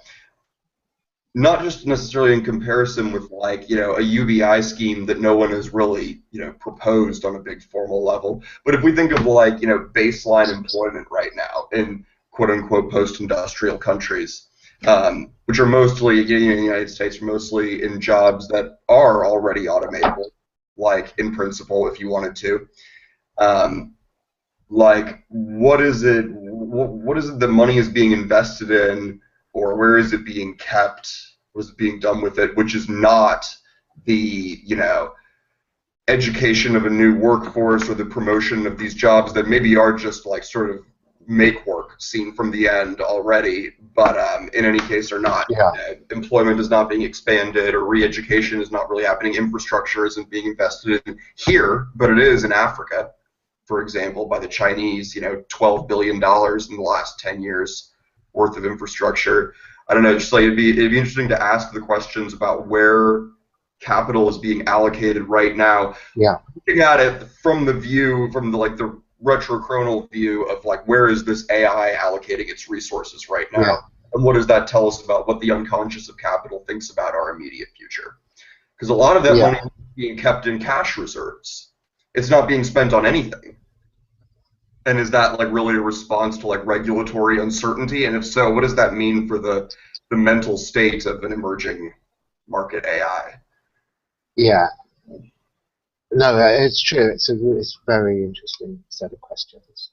I mean, I think the last point that you've made is huge and really interesting. But just going back to the early one, like, you can concretely ask, like, what does Google, what does Amazon, what do these companies think are, even if it's hard for them in terms of their PR to just come out and say it, just implicitly by their revealed preferences, what do they think resources should be spent on?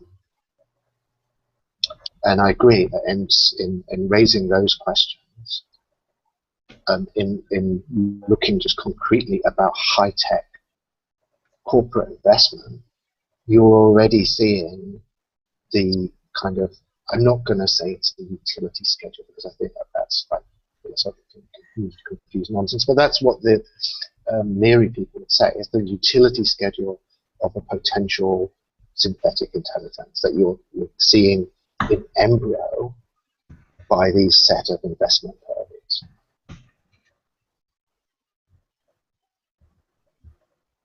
Sorry, I'm just looking up utility schedule. I didn't know that term. It's basically just a set of goals, sort of ordered, an ordered set of goals that I think they think that's how you put a set of moral and a bit more dynamics into an AI, is you give it a utility schedule, so it says this is better than this is really a good thing, and all of that's kind of quantifiable, and when you've done that, it has a kind of structure of morality or desire. Actually, they're interchangeable in this context, so setting this goal. And so a friendly AI would have a utility schedule that prioritizes goals compatible with continued human flourishing and existence. There should be a really interesting intersection there with the left accelerationists, fully automated luxury communism, actually, right? Because they could say all of the things that we want to invest technologically in, we want to avoid all these local optima and aim at these sort of glorious, recognizable social goods, and have technology support that. And that's whatever we invest in technology should be supporting these sort of broader social welfare goals. And so if you're trying to build technology to support those goals of human safety and health and thriving and all these wonderful things, you're much more likely to build a friendly AI that way if you're supporting these policies. If you have an AI which manages your wonderfully up-to-date, well-invested national health service or public transit network or whatever, or intelligence-enhanced social welfare social workers that go around and work case studies and whatnot. The argument it seems like there's a whole argument there that that would be the way to build a friendly AI based on all this sort of practical feedback and real-world information. Yeah. No, I think it's interesting. Is there any difference between that? Is there ultimately perfect convergence between the ambitions of the friendly AI people and the ambitions of the left acceleration people when set up in the terms you're saying? I mean, it seems to me that you could definitely say that they just perfectly converge, and that you just want an objective, universally imperative utility schedule that is consistent with all of these goals that they think are. Yeah, but the striking thing is that culturally, the sort of friendly AI group are so focused on a personalized individual AI, on this sort of friendly AI dictator character, as the main sort of protagonist of that scenario. And that, amongst other things, there's a huge cultural mismatch. But there should be a natural alliance, it seems to me. Yeah. I think so too. I think it's interesting. I mean, obviously, it has to be, as you say, about this whole thing about the peculiar role of the singleton in all of this. But I mean, we have to talk about this more because it's a really interesting thing. I mean, I've got big problems with the singleton idea, but as I say, are just thermodynamic. I don't think this thing can export entropy. You know what I mean? It's like it's only within a kind of fragmented competitive environment that something is able to actually push disorder out of the system. So this thing to me is a entropy toilet, and I just don't see that being something this cosmos tolerates, you know. But that's the absolute opposite of the kind of objection that I think you get on the left. So it's interesting. Their problems with it obviously have to be, as you say, to do that it's somehow concentrated and in a certain way transcendent social power. And I'd be interested to see how you would thrash that actually through it, I guess. Like I find it, I'm skeptical that you could really make that difference sustainable. When I say that difference, I mean that you could, you know, you could say that this is the left accelerator program, and it isn't at all what the programming of a friendly AI singleton would be. I just don't see how those two things actually can be kept apart from each other. Well, you even have a vision of it in something like Ian M. Banks' sort of culture novels, right? Which is sort of very much a fully automated luxury communism mediated by super intelligent AIs supporting this same vision. Yeah, totally. Yeah, that must be the most valuable cultural reference for this stuff, for sure. Yeah, I don't know. Does he get talked about that much in Banks in this context? Is it again just seen as being too off the wall? Because it does seem so obviously pertinent. It's true.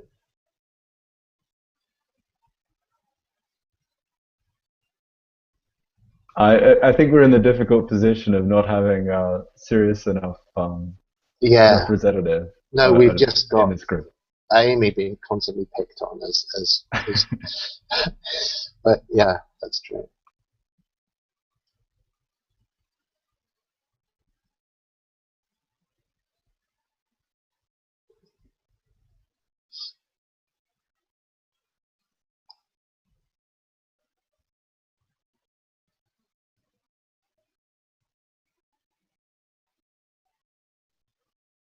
So I was just wondering whether there was stuff struggling to get in out of the sidebar.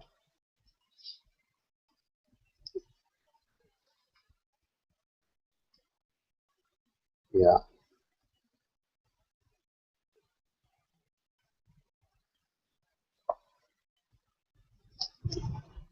I don't know. I think we're at this one last push stage. Is anyone going to sort of raise the battle axe one last time?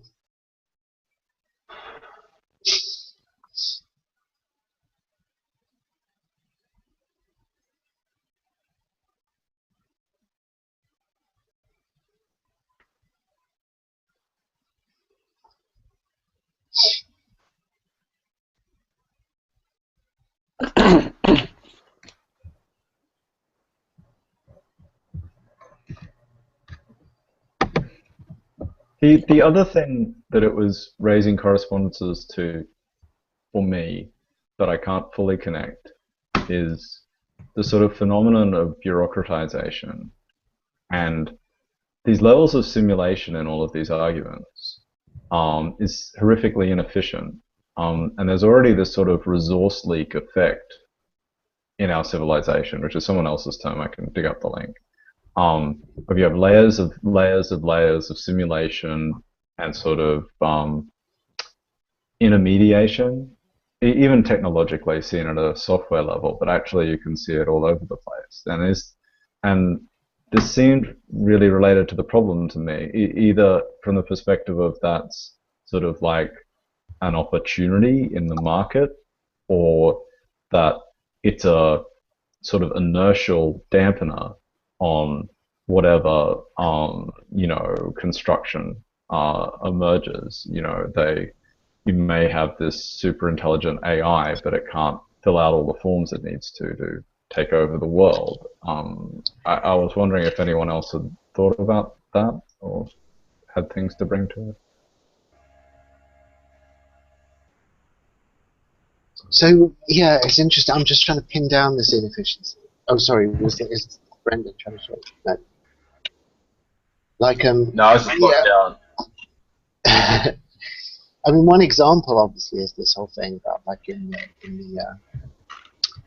the Roko's Basilisk type game, all the simulations where it says, oh, I've made 1 trillion copies of you, So yeah, that does seem inefficient, but I mean, it's obviously an early stage of its strategic life, and so it's not the economic imperatives that will later prevail are not pushing forward. But I mean, this is an interesting thing of this whole abundance issue, isn't it? Like this is the version on this side of these massive, unbounded abundance theories that that you basically allow yourself effectively, if not infinite, arbitrarily huge simulation capacity at insignificant cost. And this is kind of assumed in a lot of these strategic exchanges that this is the case. And it obviously, I mean, you can see where that comes from, for sure. I mean, it's like, I'm not trying to get it off the hook, the sort of criticisms I've made of the scarcity things on the other side, but insofar as there is this kind of the Moore's law curve is seen as a kind of abundance trend. It obviously is vastly most powerfully manifested in these areas of simulation, and the whole tendency that you can do any amount of what you want if you do it as a simulation rather than doing it outside the simulation is already a kind of compelling social dynamic, it seems to me, pushing a lot of things. Like, you want X, well, why don't you say you want a simulated X, and then you can get it really easily. Yes, and there's also this effect where hardware is very good at upgrading and offering us all these possibilities, and software is very good at sort of bogging us down in complexities and so on. I think we've seen a little bit of a shift of that trend recently, but that was certainly, there's a bureaucratic effect around software in practice that gets discounted quite heavily. Yeah. Well, I mean, obviously, the more conspiratorial-minded things, I'm probably dating myself really embarrassingly by saying this, but this kind of Wintel duopoly model that basically Intel produces capacity and Windows wastes it. I mean, it definitely seems to have been a thing. You know, I find it hard to throw out a shot.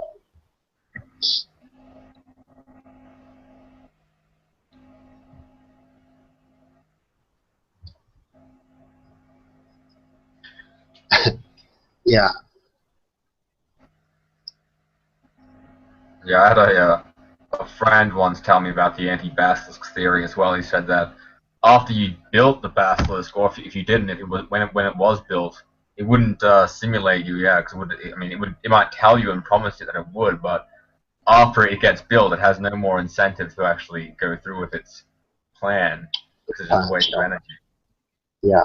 And I told him that it's a timeless decision theory, so it couldn't possibly. I said you can't get out that way because it has to be a credible sort of situation. But it does make sense. No, it's a fascinating. Yeah, I agree. It's a totally fascinating thing.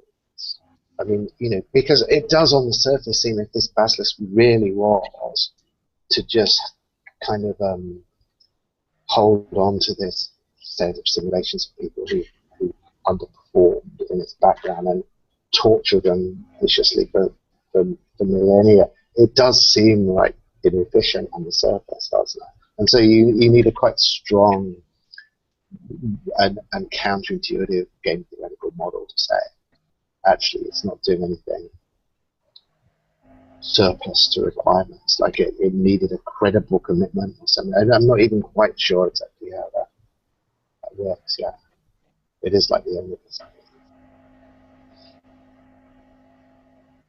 It's just once you envision the scenario, like implied, like where the classic Roko's basilisk is happening, and you imagine it's just like hundreds of years from now, like the Earth, the planets have been dismantled, like they're launching off supermines to other solar systems, and then there's like 17 quadrillion copies of like a few hundred like meat body humans who have been dead for 400 years, just like suffering in flames and agony in the back of the super intelligent mine for the next millennium. Yeah. Like why? Yeah. It'd be really bizarre and sort of like an extraordinary testament to how illogical the universe really is if that actually ended. Well, maybe we just don't understand the sublime logic. But I agree, it's a challenge.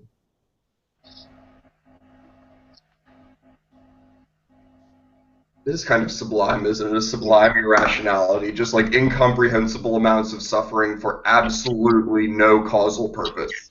Like just retrocausal purpose. Yeah. I mean, I guess unless you say, the thing is, if you say, well, of course it wouldn't do that, then it can't. It's got no credibility in its basilisk game with you in the first place, does it?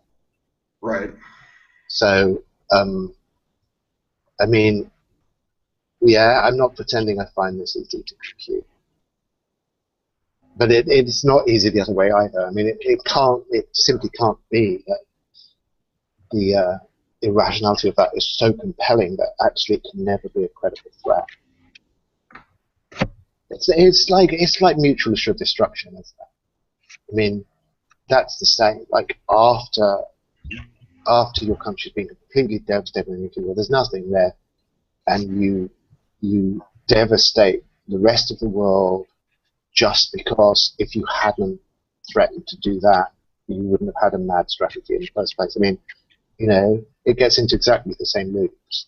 Except for the intelligence that's the after or the before. It doesn't exist yet versus it's already been wiped from existence. It lives in like it's fail-safe area where it's not really it that's doing the enacting is happening before rather than after. Is that right? Yeah.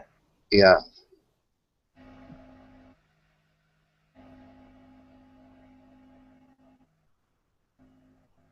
I mean, in both cases, it's a deterrence logic, isn't it? That if you don't commit to making it real, that's the equivalent position to nuclear aggression. And it has to, if it's not making a credible threat to punish that, then there's nothing happening at all as far as basilisk negotiation is concerned.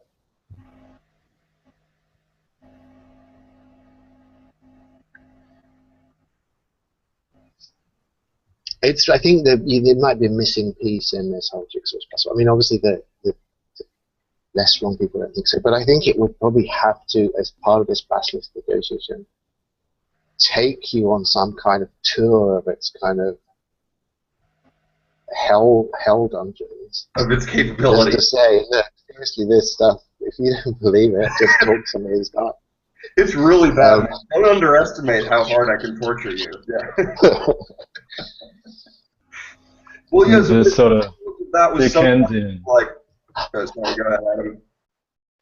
It's like the basilisk of Christmas future, right? Yeah, totally, yeah.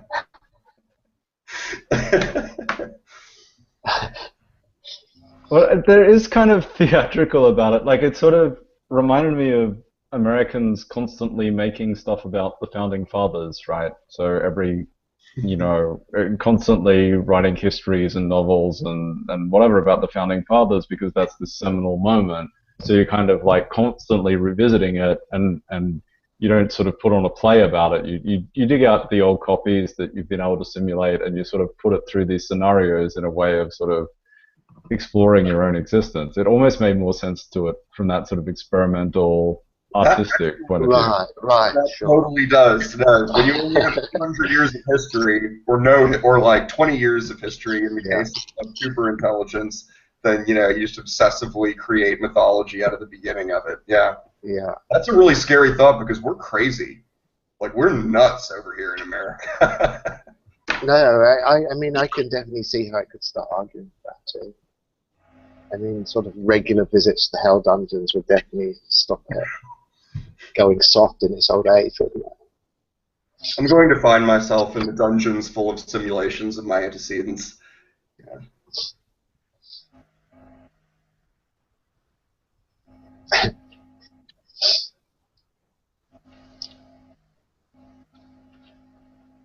So how's everyone doing now? I mean, I sort of feel that I'm supposed in theory to let Tony come in and tell us about the plot. Yeah, just about to. But I think we're sort of in that zone now. I don't know, if people have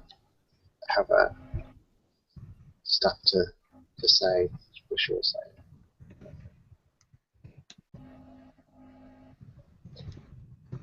Yeah, I would say if we have any last minute comments, otherwise we can continue it on the classroom.